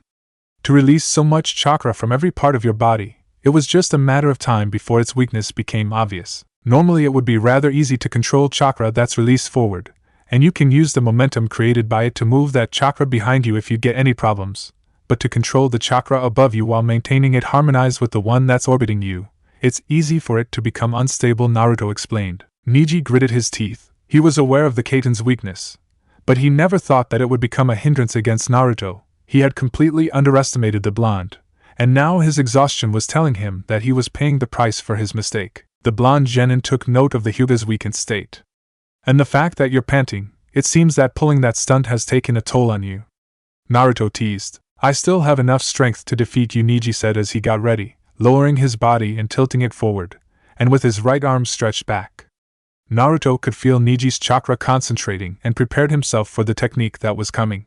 Hack Rokuji and Neji said as he rushed forward. 2. The strike were met by Naruto's forearms, but missed their targets. 4. Only one of the strikes hit. The blonde had managed to dodge the other 2. 8. Half of the strikes landed. 16. Neji was getting frustrated when only 6 strikes hit. The Hyuga pushed his body even further. 32. 20 strikes hit, but the rest were stopped by the blonde before they could hit their mark. 64. Neji pushed his body to the limit and landed 50 strikes on Naruto, sending the blonde crashing down against a tree. The audience cheered as they watched the Uzumaki brat being struck down by the Hyuga prodigy. Soon, the cheers started to die out as the blonde struggled to stand up.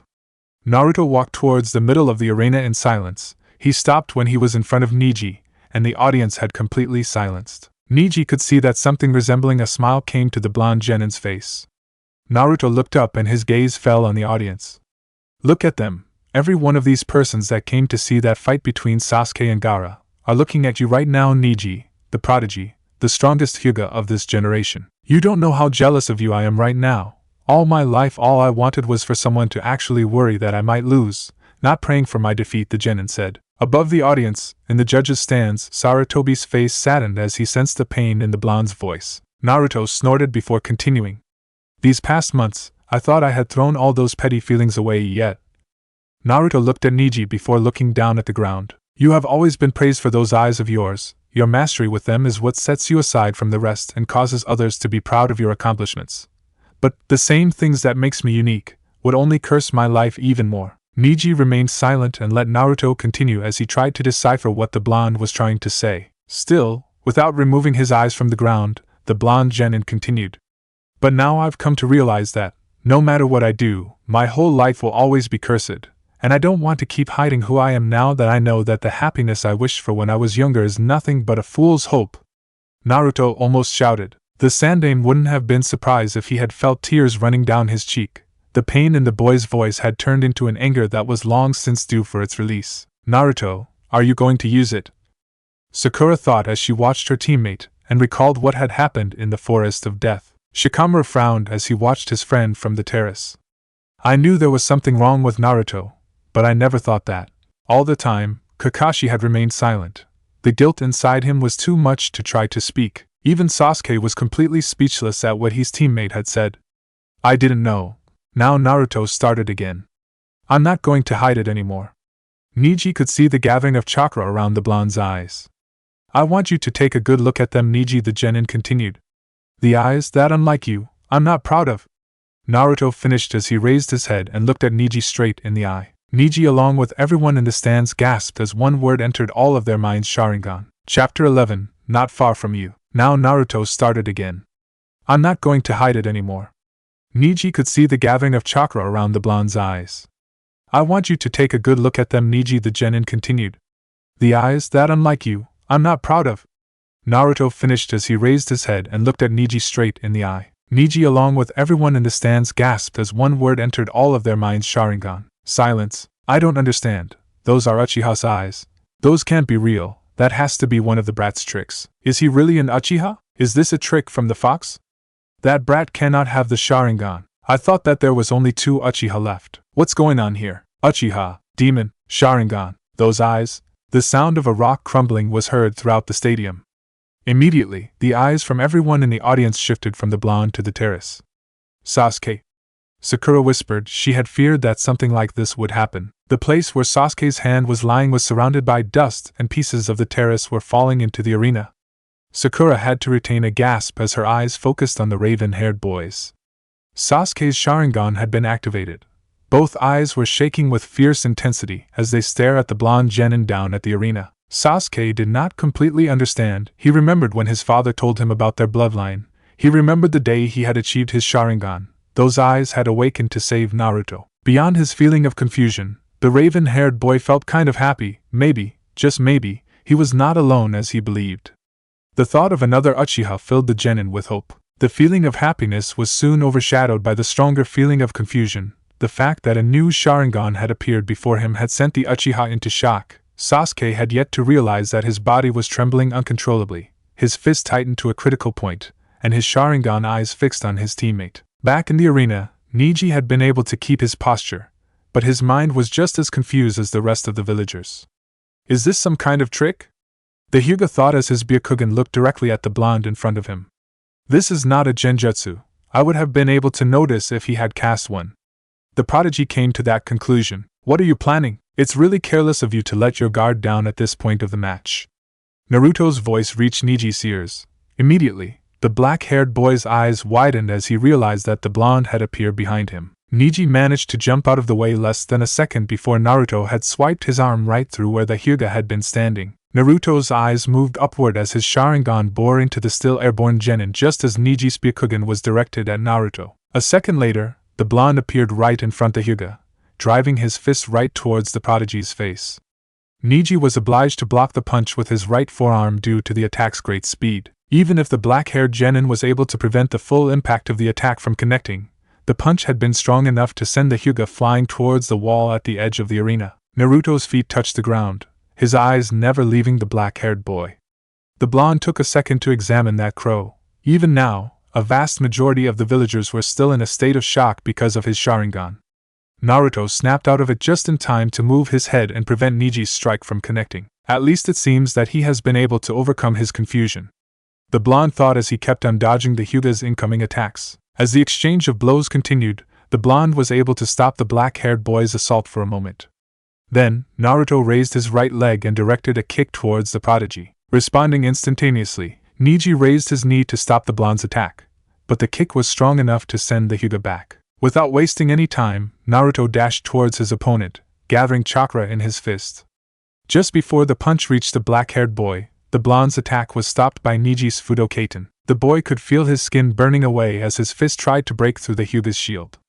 Naruto started to gather chakra in his feet and in his fist until the point that Neji's own chakra was started to be pushed back by Naruto, much like Sasuke's had done back in the forest. The fact that his chakra was been pushed back was not lost to the prodigy. Acting before it was too late, Neji sent a strike towards the blonde, only to be stopped by Naruto's forearm. The blonde made sure that the attack didn't hit his tenketsu. Immediately, the trading of attacks was resumed. What is the meaning of those eyes? Neji asked without breaking the exchange of attacks and blocks. Naruto's voice remained monotonous as he responded. This just is who I really am. The blonde's eyes narrowed slightly. It's just an aspect of myself that I got tired of hiding. Naruto took at risk and tried a frontal attack, swinging his left fist towards the Hyuga. Immediately, Neji registered the opening and prepared a strike directed at the blonde's chest. Right before his attack connected, the black-haired boy became aware of the glint that had appeared in Naruto's eyes. But it was already too late. Suddenly, the left hook that was traveling towards the black-haired boy changed direction and grabbed his arm. That way it prevented the Hyuga's attack from connecting, but also stopped him from retreating. Before Neji could do anything about his current situation, the black-haired boy found himself slammed against the wall at the edge of the arena once again. But this time he could feel a strong hold on his neck. The Hyuga struggled to remove the blonde's hold on his neck, but no matter how much he tried, the grip never loosened. I promise. Naruto's voice reached Neji's ears. The monotonous tone had now become extremely cold. That I was going to make you pay for what you did to Hinata. The strength of the hold increased, and the prodigy was starting to find it hard staying focused. Neji managed to send a glare in Naruto's direction.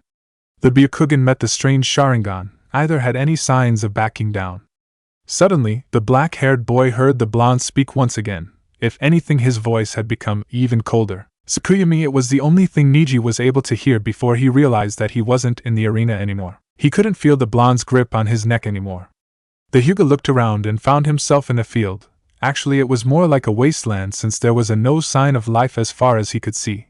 But it wasn't the lack of flora and fauna that caught the black-haired prodigy's attention. The sky was tainted in ominous crimson color while the land and the dead trees he could see were as black as the darkest night. After analyzing the surrounding field, as far as his line of sight would allow him, Neji tried to move his body, but to the boy's horror, he found himself bonded and unable to move. How many times? Naruto's voice reached the Hyuga's ears. Immediately, Neji became aware that the blonde was standing right in front of him, and just like everything else in that weird place, he was nothing more than a black silhouette. Neji tried to force the binding that tied him but without successful results. What the hell is this? The black-haired boy demanded the blonde in front of him. The Sharingan user did not make any sign of acknowledgement to the Hyuga's question, but merely continued. How many times, after you came to the Hyuga state exhausted from a mission, were the other members of the branch house waiting for your return? Naruto asked quietly. What? The black-haired boy asked, confused by the blonde's questions. Naruto's eyes narrowed as he regarded the prodigy in front of him. All my life, the blonde began. I had to come into an empty apartment, if I was able to make it back at all. Naruto let out something resembling a laugh that could only be described as cold and dry. Also, there were those times when I would come in to find the whole place completely destroyed. Those days I would sleep in the least trashed corner of the apartment, if I was lucky, because most time it didn't exist, and I would sleep outside by the door while thanking Kami that they at least didn't burn down the place. The Hyuga's glare stayed in place as he looked at the blonde, trying to figure out where he was going with telling him about his past. There was only one person that gave a damn about my well-being, but he had so many responsibilities that there was no way for him to always be there for me. A joyless smile appeared on Naruto's face before he continued. I specifically remember one occasion. I was around 6 years old if I remember correctly, and there was a festival. I was really happy because I had some extra money that day and decided to spend it at the festival. The same cold dry laugh came from the blonde once again. I found this merchant that had come from the border town to sell his masks at the festival. I remember finding the mask of a fox. I was fascinated with the mask. I thought it was the coolest thing in the world with its orange color, and the 3 whiskers on each cheek. All my extra money went into buying that mask. Naruto stopped as though he were lost in his own thoughts. Taking the chance to analyze what was been told to him, Neji couldn't help but feel that there was something terrible at the end of the blonde's story. A slight, ominous chuckle escaped the Sharingan user before he continued. I was walking back to my apartment. I was really happy since it was rare for me to have something cool, but then I came across a group of villagers, and the sight of me wearing that mask infuriated them. They immediately started shouting things like monster, and he's going to attack, and started to gather wooden clubs, pipes, or anything they could find. Of course I started run. It wasn't much for fear of my safety, but because I didn't want them to take my mask away from me. I ran as fast as I could and took every shortcut I knew to try to get away from them. The smile in Naruto's face became one of sadness. But I was still just a little kid back then. It wasn't long before I couldn't continue to run anymore and they caught up to me. Neji's eyes widened at the blonde's revelation. The Hyuga didn't need to hear the next part to figure out what happened, but he couldn't believe that something like that would happen in a peaceful village. A mob gathering to beat up a child just for wearing a mask seemed unreal to the black-haired boy, but for some reason he believed every word of it. The beating was longer than usual because of the festival. Neji became aware that the blonde had started to speak again. I guess that they didn't have to worry about someone coming to stop them with all the celebrations, but really, who would have come for me anyways? Yet another dry laugh escaped the Sharingan user. It's not like it hadn't happened before, but this time I was too far away from my apartment. I didn't know if I had the strength to make it back, and it wasn't long before I started to think that I wouldn't be able to make it out of this one, but that's when Naruto's eyes seemed to be lost in the distance. Flashback. The resonance of his steps could hardly be heard over the festival's music, even far away from the festivities. The villagers' cheers shrouded his suffering. Naruto felt his body's weight increase with each step he took, still many blocks away from his sanctuary. The blonde boy was starting to lose hope of making it. It got destroyed. The boy whispered. His thought had drifted once again to the mask he had happily been wearing before the mess had started. Almost as if the planet itself wanted to participate in the kid's punishment, gravity brought down the blonde's body into the floor. Naruto tried his best to stand up, but no matter how much the young boy tried, either his legs nor his arms were able to support him. Panting, the boy continued on his way by crawling, dragging his body with his weak, broken arms. He hadn't even made it to the end of the alley, but he already felt extremely exhausted. Naruto's eyes had become heavy, and the hard, cold ground was starting to feel pleasantly comfortable. Maybe I'll just sleep for a couple of minutes," the blonde whispered to himself as he started to close his eyes. Right before all light was blocked from his eyes, the boy heard something. It sounded like steps. They were too light to be an adult's. Probably some kid that got curious by seeing an orange and red mass on the floor. Using the little strength he had left, Naruto looked up. Sapphire blue eyes met pearly white. She seemed to be about the same age as him. Her skin was almost as white as her eyes. Her short blue hair didn't even reach her shoulders, except for the 2 bangs on each side of her face. She was wearing a yellow kimono, and her face radiated with innocence. The girl looked curiously at him, as though he was the first person she'd ever seen. Naruto remained quiet as he stared back at her. His mind had already made its own prediction about what was going to happen next. A little gasp escaped the girl before she turned around and ran off the blonde's sight. It had been just like Naruto had predicted. It had happened every time another kid had found him after a beating. The blonde imagined the girl running towards her parents saying something about a dirty orange thing she had found. Sighing, the boy started to wonder what he should do next. Sleeping right there on the ground still seemed as a good idea. If he was lucky, he would just wake up in the morning, and if he was really lucky, he wouldn't. His train of thought was interrupted by the sound of steps once again, except that this time they seemed rushed. Whoever was approaching had broken into an all-out run. Looking up, Naruto gasped in surprise. The same girl was running towards him. Her innocent face was now a mix of fear and worry, and she was also carrying some sort of bottle in her arms. Surprising the blonde boy once again, the girl knelt down in front of him. The blue-haired girl opened the bottle she was carrying and placed the mouth opening by the boy's lips. Not knowing what to do, Naruto just drank whatever was in the bottle, needing the girl's help to tilt it so he could drink the solution entirely. Naruto felt something almost immediately. Whatever was in the bottle was amazing because the boy could feel his strength returning and the pain receding. The blonde looked up and gazed directly at the girl's eyes. She simply smiled at him. Naruto was left speechless. Only 2 persons had bothered to give the blonde a smile before. The boy couldn't help the blush that spread on his face. He tried to say something. He tried to thank the girl for helping him, thank her for coming back for him, thank her for simply smiling at him. "Hinata-sama, where are you?" The call reached the 2 kids. Immediately the girl gasped and stood up. She turned around, started on her way. Naruto tried to stand up and say something to her but found himself unable to do so. The girl stopped for a moment and turned around to look at the boy one more time. Her eyes were still showing her worry about the blonde. "Hinata-sama!" A second voice was heard and she looked away from the boy and continued on her way. Naruto could only watch her disappear from his sight as he tried to reach her, as he tried to thank her for caring about him. But as hard as he tried, she was already too far away. End flashback. Later I found out who she was. Naruto continued as another cold smile. Imagine my surprise when I learned that the person that helped me was practically Konoha royalty, Hinata Hyuga, the heiress to the Hyuga clan. For a second, Naruto's eyes were shrouded by a melancholic look. I was heartbroken. I couldn't even get close to her to say thank you. She was already treated badly as it was, and if they found out that she helped me, she would only be treated worse. Neji remained quiet.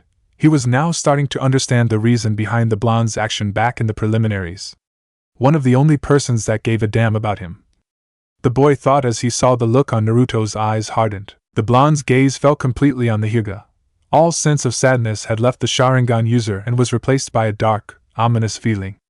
I did the only thing I could to return my gratitude for her kindness. On that day I promised that I would protect her. I would become her shield, and I would always be there to guard her from the darkness. Naruto's eyes were completely void of emotions now, and the tone on his voice spoke of doom and destruction. That's why. Something started to materialize between the 2 genins. I can't forgive you for hurting her. A long, black sword was hovering in midair in front of the 2 boys. The black-haired boy could only stare at the blade as it inched towards him. And now you have to pay. Naruto's words came as a cold whisper. Neji's eyes widened in terror as the sword shot towards him. It had been less than a second for the crowd in the arena since Neji was pushed against the wall by Naruto. The spectators did not know what was going on as the blonde stepped away from the Hyuga. Kakashi's normal eye narrowed as he watched how Neji's whole body shook. The copy ninja had half a mind to use his Sharingan to understand this battle better. As he struggled to stay up, Neji tried to focus his eyes to look at Naruto. That was only a third of its power, the younger genin stated. At that moment, the Hyuga could have sworn that the look in the eyes of the blonde in front of him had softened. It's not too late for you. Naruto's voice reached the black-haired boy, snapping him out of the trance he had gotten into. The words were so soft that he was sure that not even the other shinobi in the crow could hear them. You have a whole family supporting you, looking out for you, wishing for your well-being. Please. It seemed to the black-haired boy as though the blonde's eyes were pleading. Don't let their wish go to waste. Naruto whispered. Neji did not know how to respond. He wanted to say something, maybe tell the blonde that he knew nothing about his life.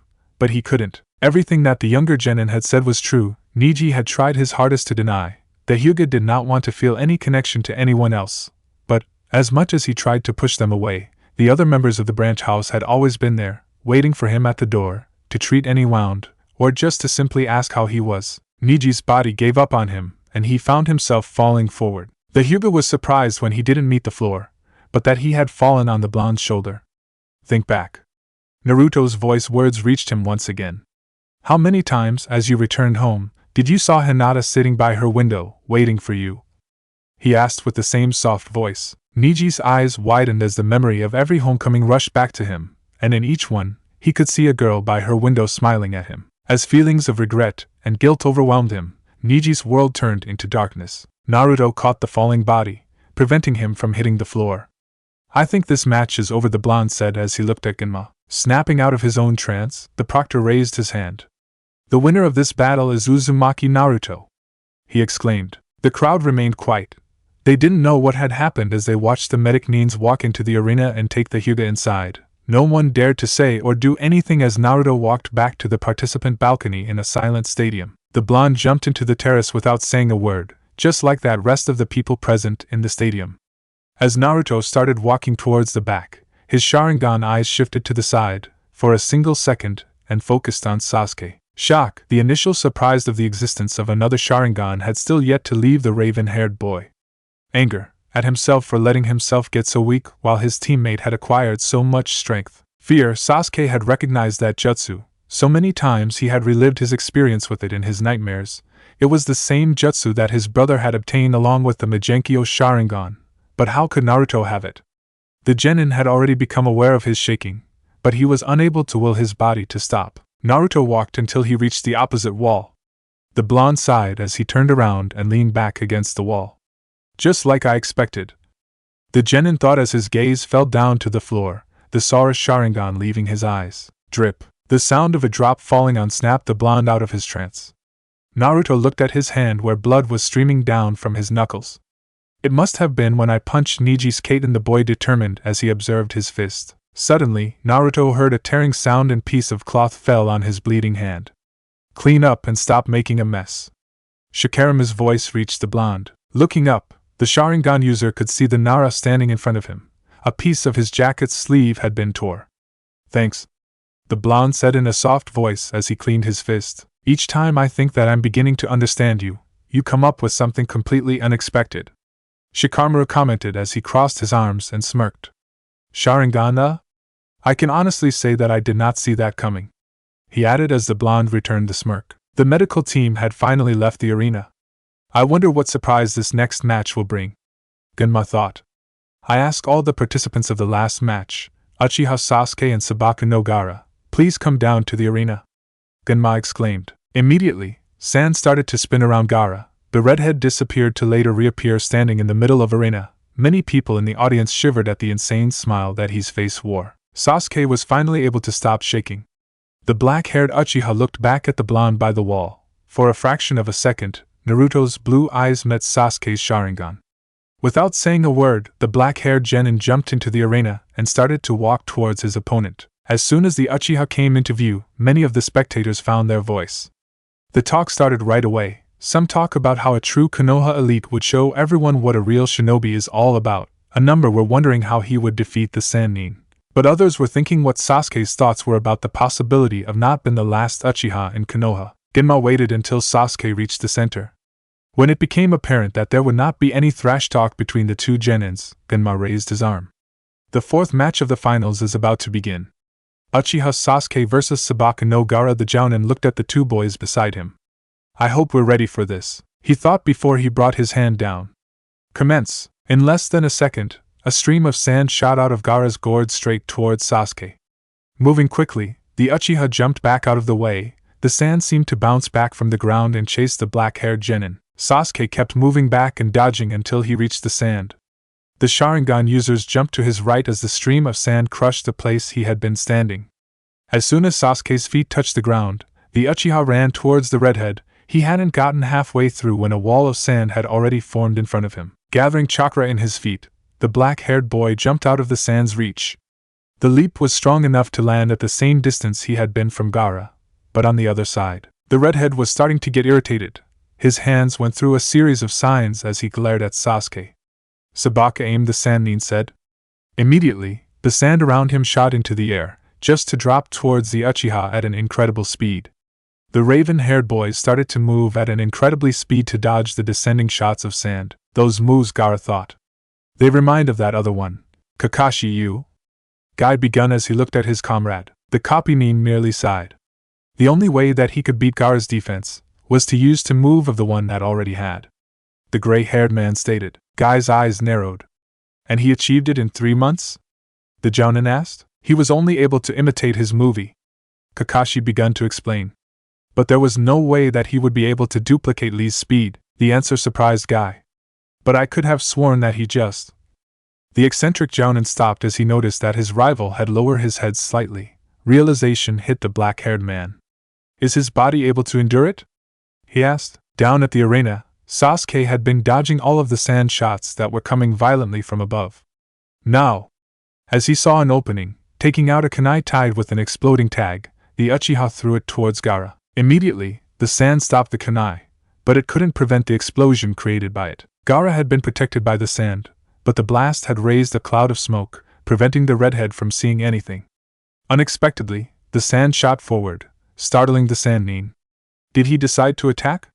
He wondered. Suddenly, the redhead heard a sound, his head turned slightly and his eyes widened. He could see the leaf Nin finishing a set of symbols. Gokakyu no Jutsu!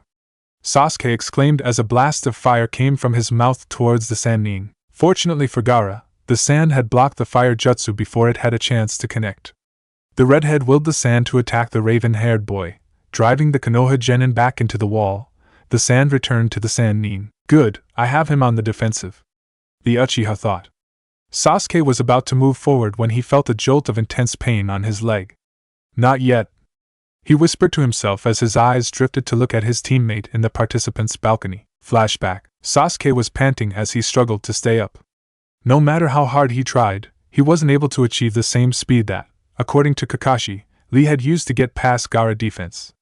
It seems you can't reach Lee's speed, the gray-haired shinobi said. The raven-haired Uchiha glared at his sensei for stating the obvious. Well, it seems that we would have to use something else, Kakashi said. The look of irritating in Sasuke's face makes seem as thought he were about to attack his teacher. Naruto the Jounin said without even acknowledging the glare from his student. Immediately, Sasuke's face had a look of confusion. The single mentioning of his teammate's name caused the prodigy to start wondering what had happened to the blonde. Ever since the start of the chunin exam, Sasuke's mind had not stopped trying to figure out what was going on with Naruto. Without looking at the younger shinobi, Kakashi continued. Remember back during the bell test and the first time we faced Zabuza? The gray-haired man asked.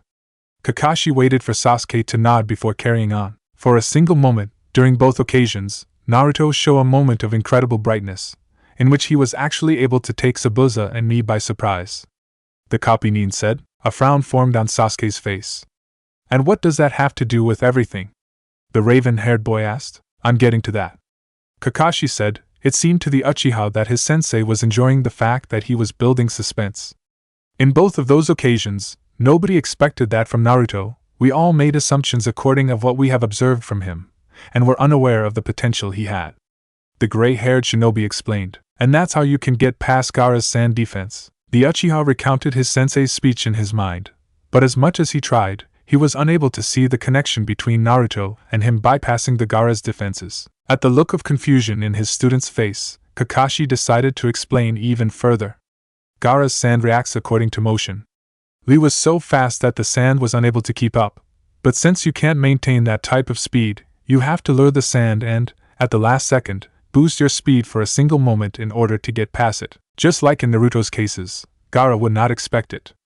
Kakashi stopped for a second to make sure that the younger Nin understood. But I do have to warn you, using this type of strategy would cause a heavy burden on your body, he warned. Sasuke remained silent as he analyzed everything that his teacher had said. Just like Naruto. End flashback. The raven-haired boy dashed towards the sand nin.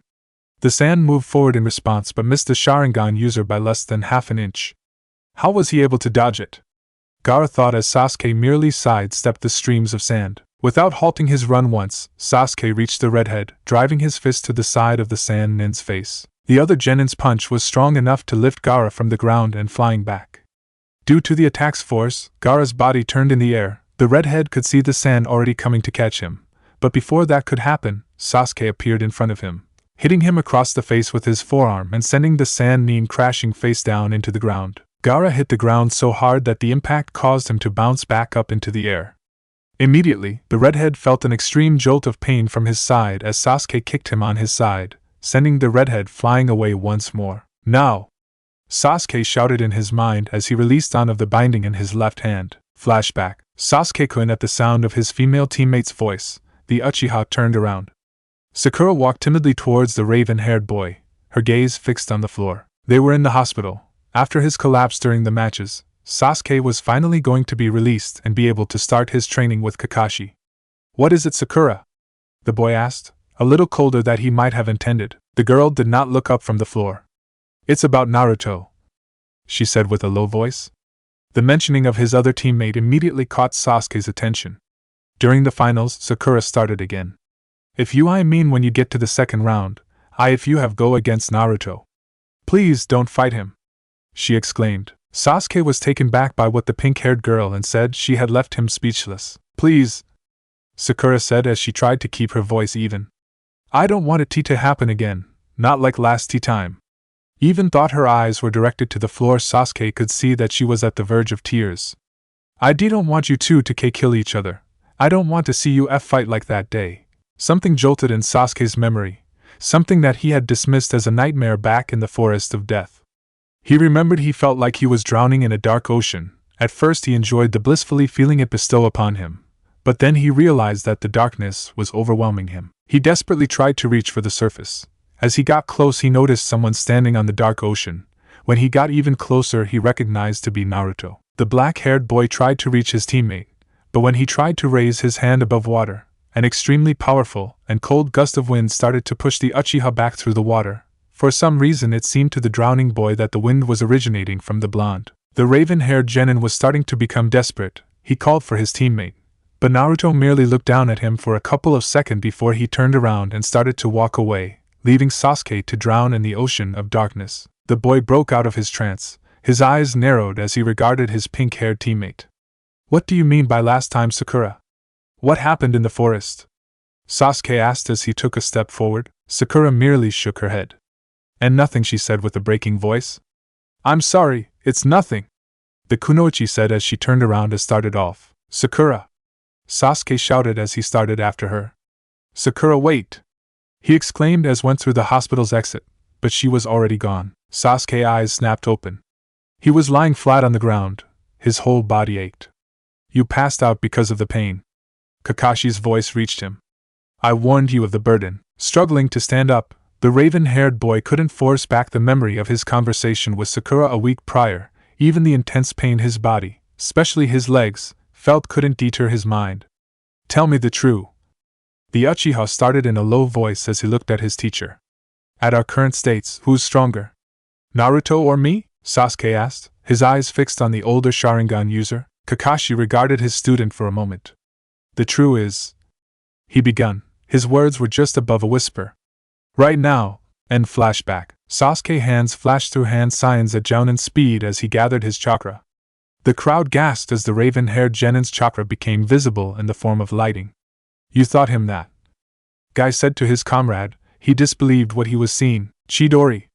Sasuke shouted as he launched himself forward. Chick, chick, chick, chick, chick. The sound of birds engulfed the stadium.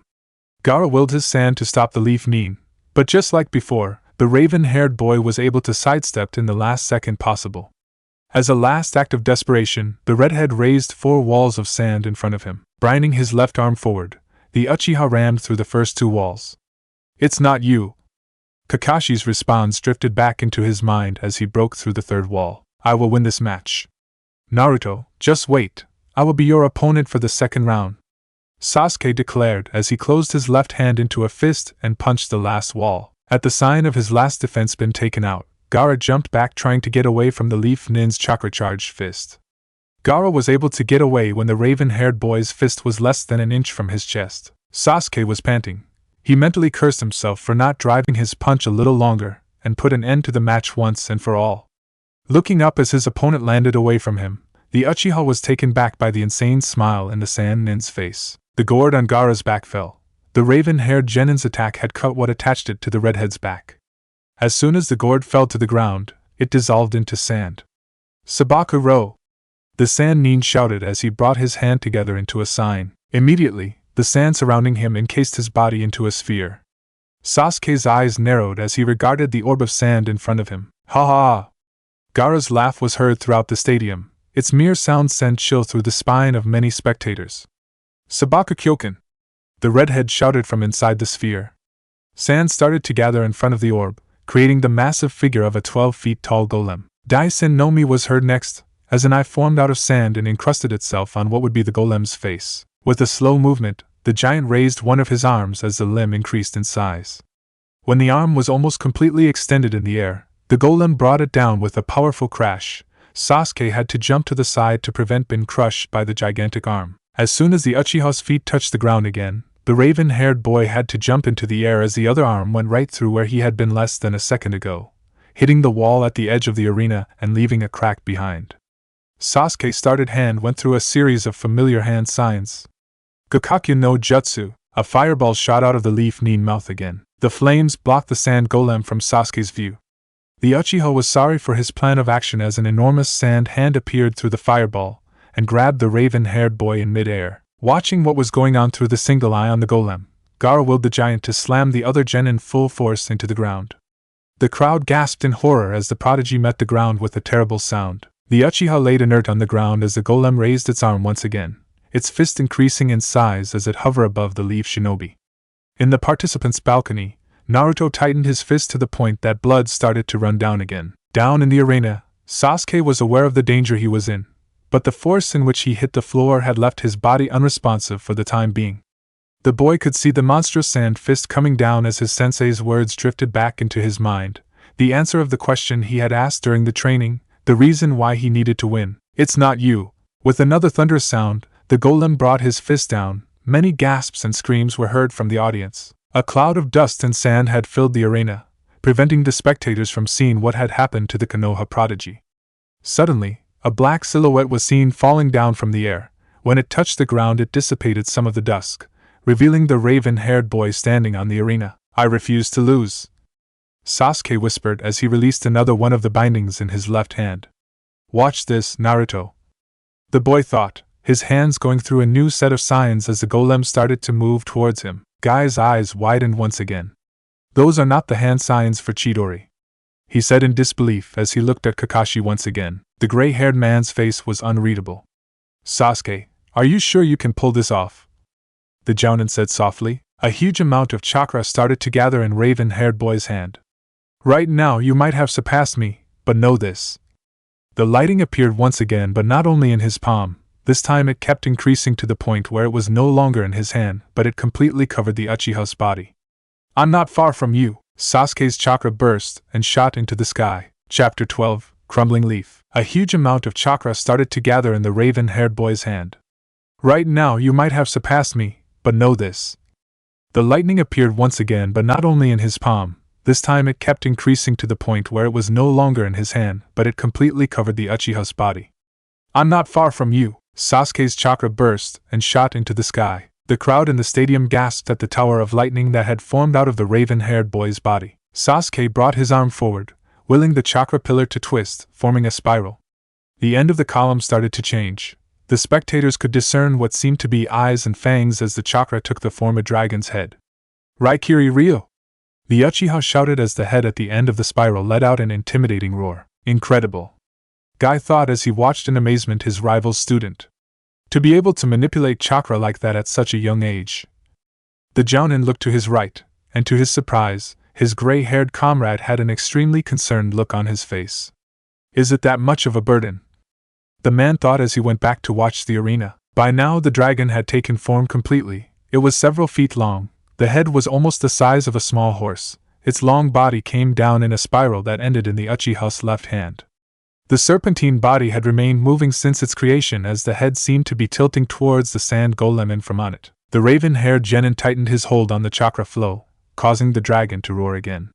This? Sasuke's voice came strained as he tried to ignore the building pain in his body, especially his left shoulder. Is my power! The boy exclaimed as he rapidly lifted his left arm and brought it back down again. Immediately the chakra dragon shot forward and rammed its head against the sand giant, pushing the golem back. Naruto gritted his teeth. He didn't need his Sharingan to see how Sasuke's body was shaking from all the strain caused by the jutsu. How far are you planning on going? The blonde whispered softly.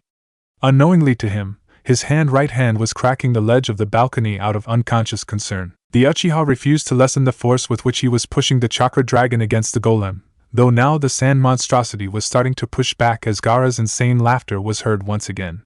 Ha ha ha, this is power? To us, this is nothing. The redhead shouted from inside the sand. The giant grabbed the dragon by its neck and pushed it away from its sand body. No! Kakashi whispered as his worry increased. What's happening? Guy asked, looking at his friend again. The gray-haired man sighed as he closed his eyes. Think about Sasuke's dragon, the lazy Jounin started. What characteristic of it had you caught onto? Kakashi asked as opened his eyes and looked at his comrade. Guy pondered in thought for a couple of seconds as he went over everything he had seen about the chakra dragon in his head. Suddenly, the eccentric Jounin's eyes widened. It has never stopped moving, the man declared. Kakashi nodded. Though Sasuke is able to manipulate the lightning chakra into taking the form of a dragon, he's unable to maintain it stable. He needs to sustain a constant movement in order to keep the chakra flowing and for the dragon to stay alive. He explained. If Gaara is able to hold down the dragon and keep it from moving, even for a second, then this match would be over. The gray-haired man informed. The sand giant raised the dragon higher as it prepared to slam the lighting incarnation into the ground. Moving his left arm back, Sasuke managed to release the dragon from the golem's grip. Taking a step forwards, the sand golem brought its arms up and a barrage of sand bullets shot at the Uchiha. Sasuke swung his arm over his body, causing the dragon's body to wrap around his body, blocking him from an attack. Though the dragon's body stopped to protect the raven-haired boy, the head never stopped, and it immediately shot towards the giant as soon as the barrage ceased. The force of the collisions was strong enough to push the golem back, but the sand monster soon regained its ground and got a grip on the dragon's body. The Uchiha swung his left arm to the right, freeing the lighting dragon from the giant's hold, before swinging his arm back. The dragon moved to hit the side of the sand giant, only to be caught by the golem's grip once again. Damn it! Sasuke thought. His vision was starting to become hazy. I won't be able to keep this jutsu much longer. I have to make the next attack count. With determination, the raven-haired boy brought his arm back, releasing the lighting creature from its hold. This is my power! Sasuke exclaimed as he brought his arm forward with full force. With a tremendous roar, the dragon shot towards its opponent once again, this time traveling closer to the ground than the previous times. Before the sand golem could react, the dragon shot upward with his fangs baring, grazing a hole of the giant, and taking it along as it rose into the air. Immediately, Sasuke jumped, getting higher than the two chakra beings.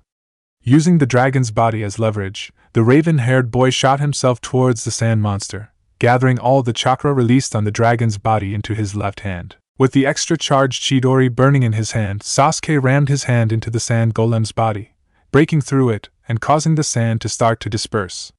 The whole stadium cheered as the giant's body started to break down. Sasuke closed his fist to retain the Chidori in his hand and used the falling blocks of sand to propel himself towards the redhead's dome, driving his Chidori-covered hand into the sand sphere. The crowd immediately turned silent as all waited to see what would happen next. Aha! A horrible scream was heard through the arena. Suddenly, Sasuke felt as though something grabbed his arm, pain starting going through the Uchiha's body. Blood! My blood! Gaara's cry sent a chilling feeling down Sasuke's spine as he tried to free himself from the hold on his arm. Finally been able to step away from the sand, the Uchiha jumped back, but, to the boy's horror, a grotesque arm made out of sand was attached to his. The monstrous limb let go of the raven-haired genin and retreated into the dome. Just like the golem, the sand in the sphere started to fall back into the ground, revealing the redhead. Gaara's hand was clenching his left shoulder as blood traveled down his body. The Sannin's eyes were fixed fiercely on the Uchiha. Naruto's eyes, which a moment before had been watching the arena intensively, suddenly widened as he looked around at the stadium. The blonde could see white feather falling throughout the arena as the villagers started to drop down unconscious. Immediately, the genin brought his hands up to dispel the genjutsu. Shinobi all over the stadium jumped in the air. Kakashi and Guy watched as a group of what seemed to be Anbu leaped to intersect some of the Sannins. "You're going to make this into a contest, aren't you?" the silver-haired man asked as he looked at his comrade. Guy smiled as he caught an incoming Sannin and drove his head into the ground with amazing force. "I already started my count," he declared while giving a thumbs up. Kankuro, Temari, and Baki landed beside Gaara. "What's wrong?" the puppeteer asked as he wondered if it was safe to approach his brother. "Fool!" Baki exclaimed. "What were you thinking trying to transform before the plan started?" Temari knelt in front of the redhead. "He's experiencing the side effect. He's too unstable to go on now," she declared, looking up at her sensei for guidance. "What are we supposed to do now?" Kankuro asked, desperation starting to become evident in his voice. "Are we supposed to proceed without Gaara?" Baki stood silent for a couple of moments as he tried to analyze the situation as fast as he could. "Retreat," he whispered to his students. The order was received with bewildered looks from Temari and Kankuro. "You guys go and take Gaara with you," the Jounin said before he was interrupted by the genin's objection. "I'll join the fight here, now go," he ordered. The siblings merely nodded. Kankuro placed Gaara's arm over his shoulder before the three of them jumped over the stadium wall. "Grr!" Sasuke growled as he tried to chase after the Sand Genins, but his body prevented him from moving. "Damn! I don't have any more chakra, my body is going numb," the Uchiha thought as he fell on his knee. Suddenly, the raven-haired boy sensed something flying at him, and out of reflex, Sasuke caught the object with his hand. Looking down at it, the genin saw it was a soldier pill. "If you plan on chasing after those guys, you'll need it," Genma said casually as he walked past the Uchiha and stood in front of Baki. "You're a leaf shinobi after all, make yourself useful." Sasuke sent a small glare at the Tokubetsu Jounin before eating the soldier pill. The boy immediately felt the effects of the pill. His body became lighter as he shot in pursuit of the Sand Genins. Up in the stands, Sakura watched the raven-haired boy jumping the stadium's wall as he chased the three siblings. Acting on instinct, the pink-haired girl stood up. Sakura froze before she was able to follow her teammate. Two Sannins had appeared in front of her. Their hands were already clutching kunais as they traveled in her direction. Sakura could only stare as the blades approached her. Suddenly, what seemed to be a pair of black blurs appeared in front of the girl, knocking down the two Sannins. How distracted were they that they didn't even sense two genins sneaking up on them? Shikamaru commented as he nudged the fallen shinobi's body with his foot. "Are you alright?" a monotonous voice asked the pink-haired girl. At first, Sakura thought that Naruto had come to save her, since the voice had as much emotion as the blonde had shown the last few days. For reasons unknown to the girl, a blush appeared on her face. "Sakura?" The sound of the voice snapped the girl out of her trance. Looking carefully, the kunoichi saw Shino standing next to Shikamaru instead of Naruto. "Why yeah, I'm alright," she said as her blush intensified. This time she knew it was out of embarrassment at her confusion. Shikamaru and Shino looked at their former classmate in confusion. But before they could express any of it, the three-leaf genin found themselves surrounded by a group of Suna shinobi. All three of them brought their kunais out to defend themselves out of instinct, but they soon found it unnecessary as all of the Sannin suddenly dropped dead before them. "I got more than you did, Kakashi," Guy announced happily as he stepped on one of the bodies. The Jounin had appeared from either side of the group of genin, taking care of the Suna attackers. "Do we really have to keep count?" Kakashi asked as he sighed. "Kakashi-sensei, Sasuke-kun has—" Sakura stepped forward as she began to talk. Kakashi merely gave her a sign to let him speak first. "I know about Sasuke, he's chasing those three Sand Genin," he said calmly. "That's why I came for you three," the man added. Shikamaru let a small scoff. "And here I was thinking he wanted to save us," the Nara commented as he folded his arms. Kakashi gave the black-haired genin a small glare. "You are spending too much time with Asuma," the Jounin say. "No, he was already this cynical back at the academy," Shino said in a composed voice, earning a small glare from Shikamaru. Anyways, the lazy shinobi interrupted. "I'm here to assign. Wait a minute, where's Naruto?" Kakashi asked as he looked around for his other student. Due to the blonde's new personality, the silver-haired man wouldn't have been surprised to see him already fighting the Suna shinobi. Shikamaru shook his head. "I don't know, He suddenly disappeared after the genjutsu started. The lazy genin said. A group of sound nin was running through the streets of Konoha. Who would have thought that their defenses would have been so easily broken? One of the nin commented. Yeah, it seems that everyone was only focused on the stupid exam. Another one said. Come on guys, let's go finish this mission. The one Oto shinobi in the front said as he jumped into the air. Suddenly, the nin felt a boot on his face that sent him flying back into the ground. The rest of the sound nin immediately looked up to see who was attacking them.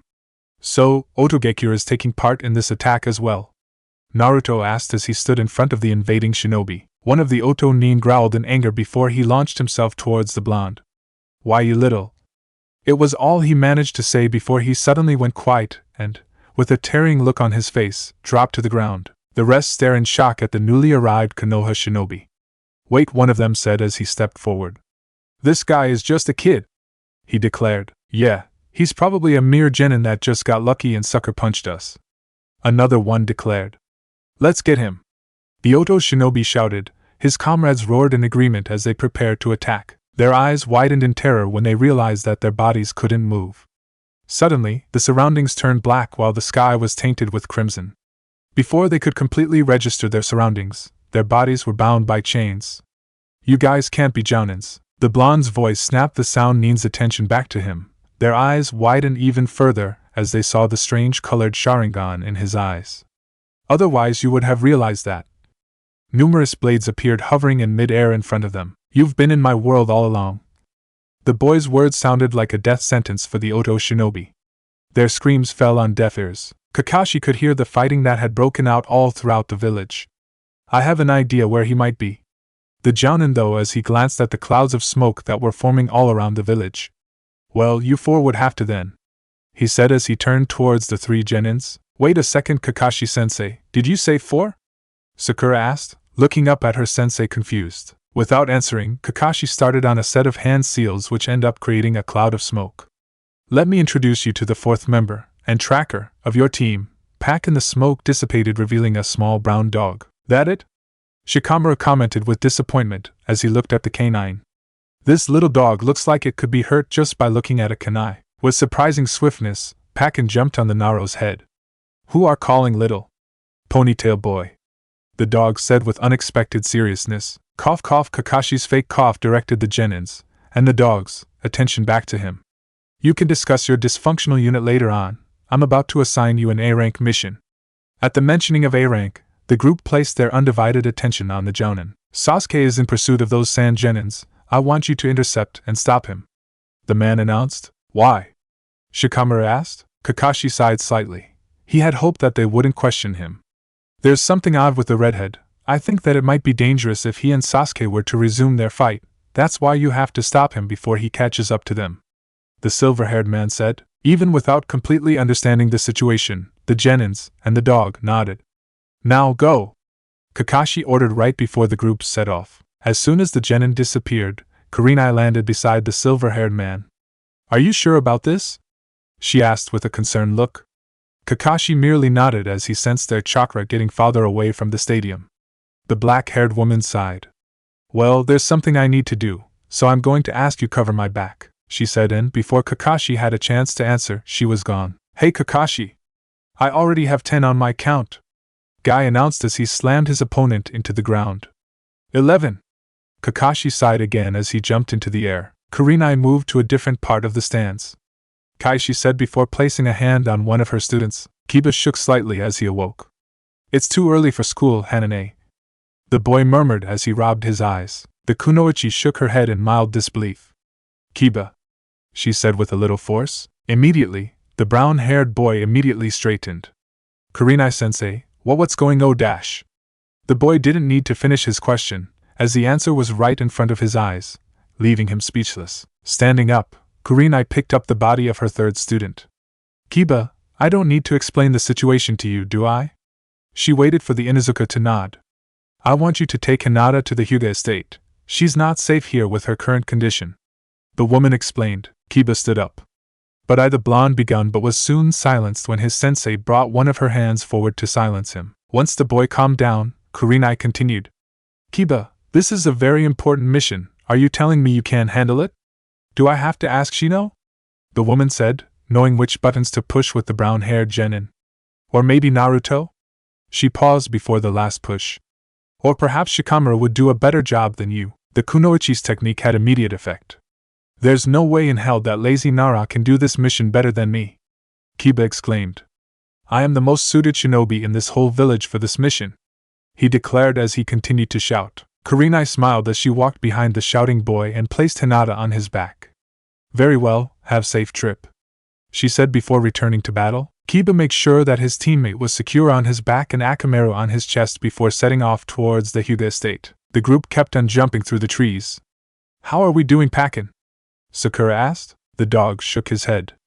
We're still about the same distance, they are all moving pretty fast, the small canine stated. But on an even grimmer note, we're being followed, Packin announced calmly. What? Who's following us? Shikamaru asked. Damn, I knew that I should have pretended to been asleep, the Nara thought. Packin scoffed. Yeah, let's ask the dog what's happening a mile away. The fact that he can't see color is compensated by the fact that he has a super-powered Byakugan. The dog mocked the black-haired boy. Before Shikamaru could make a comeback, Sakura intervened. Guys, stop arguing, she said. We have to think about what we're going to do with the pursuers, she asked, looking at her companions. Someone should stay behind and hold them off, Shino said as he stopped running. Immediately, the others stopped as well and looked back at the Aburame. I'll stay, the black-haired genin stated with a serious tone. Shikamaru merely shook his head as he jumped to the branch Shino was standing on.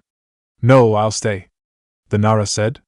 After all, my abilities are made for stalling, he said. What are you planning?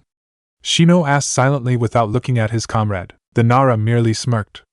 Like I said, I'll stall, the boy stated before he set off. Naruto clenched his head as he struggled to stay up. Baka, what were you thinking? The fox raged inside the blonde's head. Using that genjutsu in all of them at the same time, you know what its backlash causes, Kyubi ranted. The blonde shook his head as he felt the immense strain on his eyes start to subside, and at the same time trying to ignore the angry Bijiu screaming inside his head. Suddenly, the genin's eyes widened and turned to look in direction of the forest. He had sensed when Sasuke started to chase after the Suna genins, and when Sakura and the others started off after the Uchiha, but now he could sense a new group of chakra signals after them, and the Sharingan user could bet all his ramen that they weren't from Konoha. Shaking the headache off, Naruto started towards the forest. Kiba ran through the deserted streets of Konoha with Hinata on his back. I'm almost at the Hyuga estate, just a little longer, the boy thought as he picked up the pace. Suddenly, a kunai landed in front of the Inuzuka, stopping the black-haired genin on his tracks. Well, what do we have here? A voice directed Kiba's attention to the road ahead where 3 Oto shinobi appeared. The boy immediately checked to make sure Hinata was secure on his bank, in case the situation turned into a chase. Oh, and it seems he's carrying a girl too, the one in the middle commented. When the group of Sound Nin stepped forward, Kiba took off. The only thoughts in the Inuzuka's mind were about keeping Hinata safe. I love a chase, one of the Oto shinobi stated. Kiba kept on running. The brown-haired boy was about to turn the corner when a kick came flying towards the side of his face, sending him flying back. He could barely manage to make sure that Hinata wasn't injured by the fall. You're too slow, kid, the third Sound Nin stated. The Inuzuka stood up as he glared at the 3 shinobi in front of him. Taking a moment to briefly wish he had his soldier pills with him, the boy checked his hold on Hinata and got into battle stand. The group of Oto shinobi dashed through the woods. It was easy for them to follow the foot and paw prints left by their prey. Down there, the leader stated as he pointed at a clearing up ahead. The whole group landed and started to look around. There's no one here, one of them stated when they couldn't find their prey, but their tracks lead this way. Another one responded, still looking around. The leader shook his head. Well, let's see if we can pick up their trail again, he ordered as he prepared to jump to a branch, just to find his body unable to move. What? What's going on here? The Sound Nin stated as he looked around and saw his comrades in the same situation. The sound of footsteps caused them to look at the edge of the clearing. Never thought it would be so easy to trap you like this, Shikamaru said as he stepped into the clearing. His shadow was connected to the Sound Nin's. The boy threw a series of kunais and shurikens he had in his hand. Surprising the genin, the Oto shinobi started laughing as all the blades were deflected by kunais before they reached them. Your way and over your head, Nara, the leader said. Did you really expect us to just come down without security measures? The group continued to laugh. Shikamaru bit his lower lip as he looked in direction from where the kunais had come. Damn, I didn't account for this, he thought as he looked at his shadow. The jutsu won't hold on much longer. By now, the Sound Nin's laugh had been reduced to a chuckle. Well, what would it be, kid? The leader begun again. Should we have our guy kill you now? Or wait until your jutsu ends? After all, it's been a while since we hit the target as a group. The joke caused the Sound Nins to start laughing again, while Shikamaru could only glare at them. Face it, kid, the mighty leaf has crumbled down. Kiba hit the ground one again, face first as he moved his body to prevent any harm to come to the girl on his back. How touching, one of the Odo shinobi said as he cracked his knuckles. Haven't you realized yet, kid? Once you're dead, she'll be next. He mocked, causing the other two to start laughing. The Inuzuka struggled to stand up. Damn, if any of the guys see me like this. The boy took off towards the Odo shinobi with his clawed hand ready to attack. The moment the Sound Nins brought their hands up for defense, Kiba jumped into the air, landing on the other side of the Odo ground, and resumed his running. Cute, kid, one of the Sound Nin commented as he turned around and threw a kunai at the boy. The blade hit Kiba in his left leg, causing him to stumble in the ground. Why don't we finish this? It's already getting boring, another one commented. The other two nodded and took out a kunai each. Kiba watched helplessly as the three of them dashed towards him. All he could do was move his body slightly to protect his teammate. I failed you, Kurinai-sensei. The brown-haired boy apologized in his mind as he closed his eyes. I'm sorry, Hinata. He could hear the sound of blade closing in on him. I could just give up now. Shikamaru pondered. It would save a couple of minutes of agonizing wait, he reasoned. Suddenly, Naruto's image flashed on the Naro's mind. Heh, I guess you won't let me give up twice in a day, the boy said softly with a dry laugh. What are you muttering, kid? The leader of the sound group asked. One of the others laughed.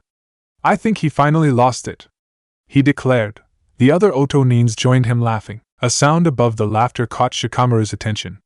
I guess you wanted me to hold long enough for this, the boy said softly with a smirk on his face. Even in the distance, he could hear the sound of a hawk flying over the village. The Leaf Genin started to laugh. The Sound Nins immediately stopped laughing. What's so funny? One of them asked. Shikamaru shook his head. It's over, the boy said calmly. It's over for all of us, he announced serenely, looking at the Odo shinobi mockingly. The Sound leader growled in anger at the look in the Genin's eyes. Stop talking nonsense, he roared before looking towards his comrade in the tree. Hey, just take him out now, the Oto Nin ordered. Shikamaru's eyes immediately shifted toward where the attack would surely come. The Inuzuka waited for the piercing pain to come, but instead, all he felt was a strong wind blowing past him and heard the sound of one of the Oto shinobi grunting in pain. The boy opened his eyes slightly, but the sight in front of him caused them to open up completely. One of the Sound Nins was on the floor spitting blood while the other two were in fighting stance. But what surprised the brown-haired boy the most was the sight of Neji standing in front of him, also in a fighting stance, as he faced the Odo shinobi. I'm sorry I'm late, the Hyuga said softly without looking at the Inuzuka. I'll take care of these guys, the prodigy declared as he finally turned his head to look at the brown-haired boy in the eyes. And Kiba, thanks for keeping Hinata-sama safe. The clearing remained in silence as the Nara waited for the attack to come. Hey! What's going on? The Sound leader exclaimed, looking in direction of his comrades. Oh, you're talking to this guy? A voice was heard throughout the clearing. The next moment, the body of a Sound Nin fell to the ground with a kunai impaled into his neck. Sorry, but the two of us got into a disagreement, Naruto said as he landed next to the body. Who are you?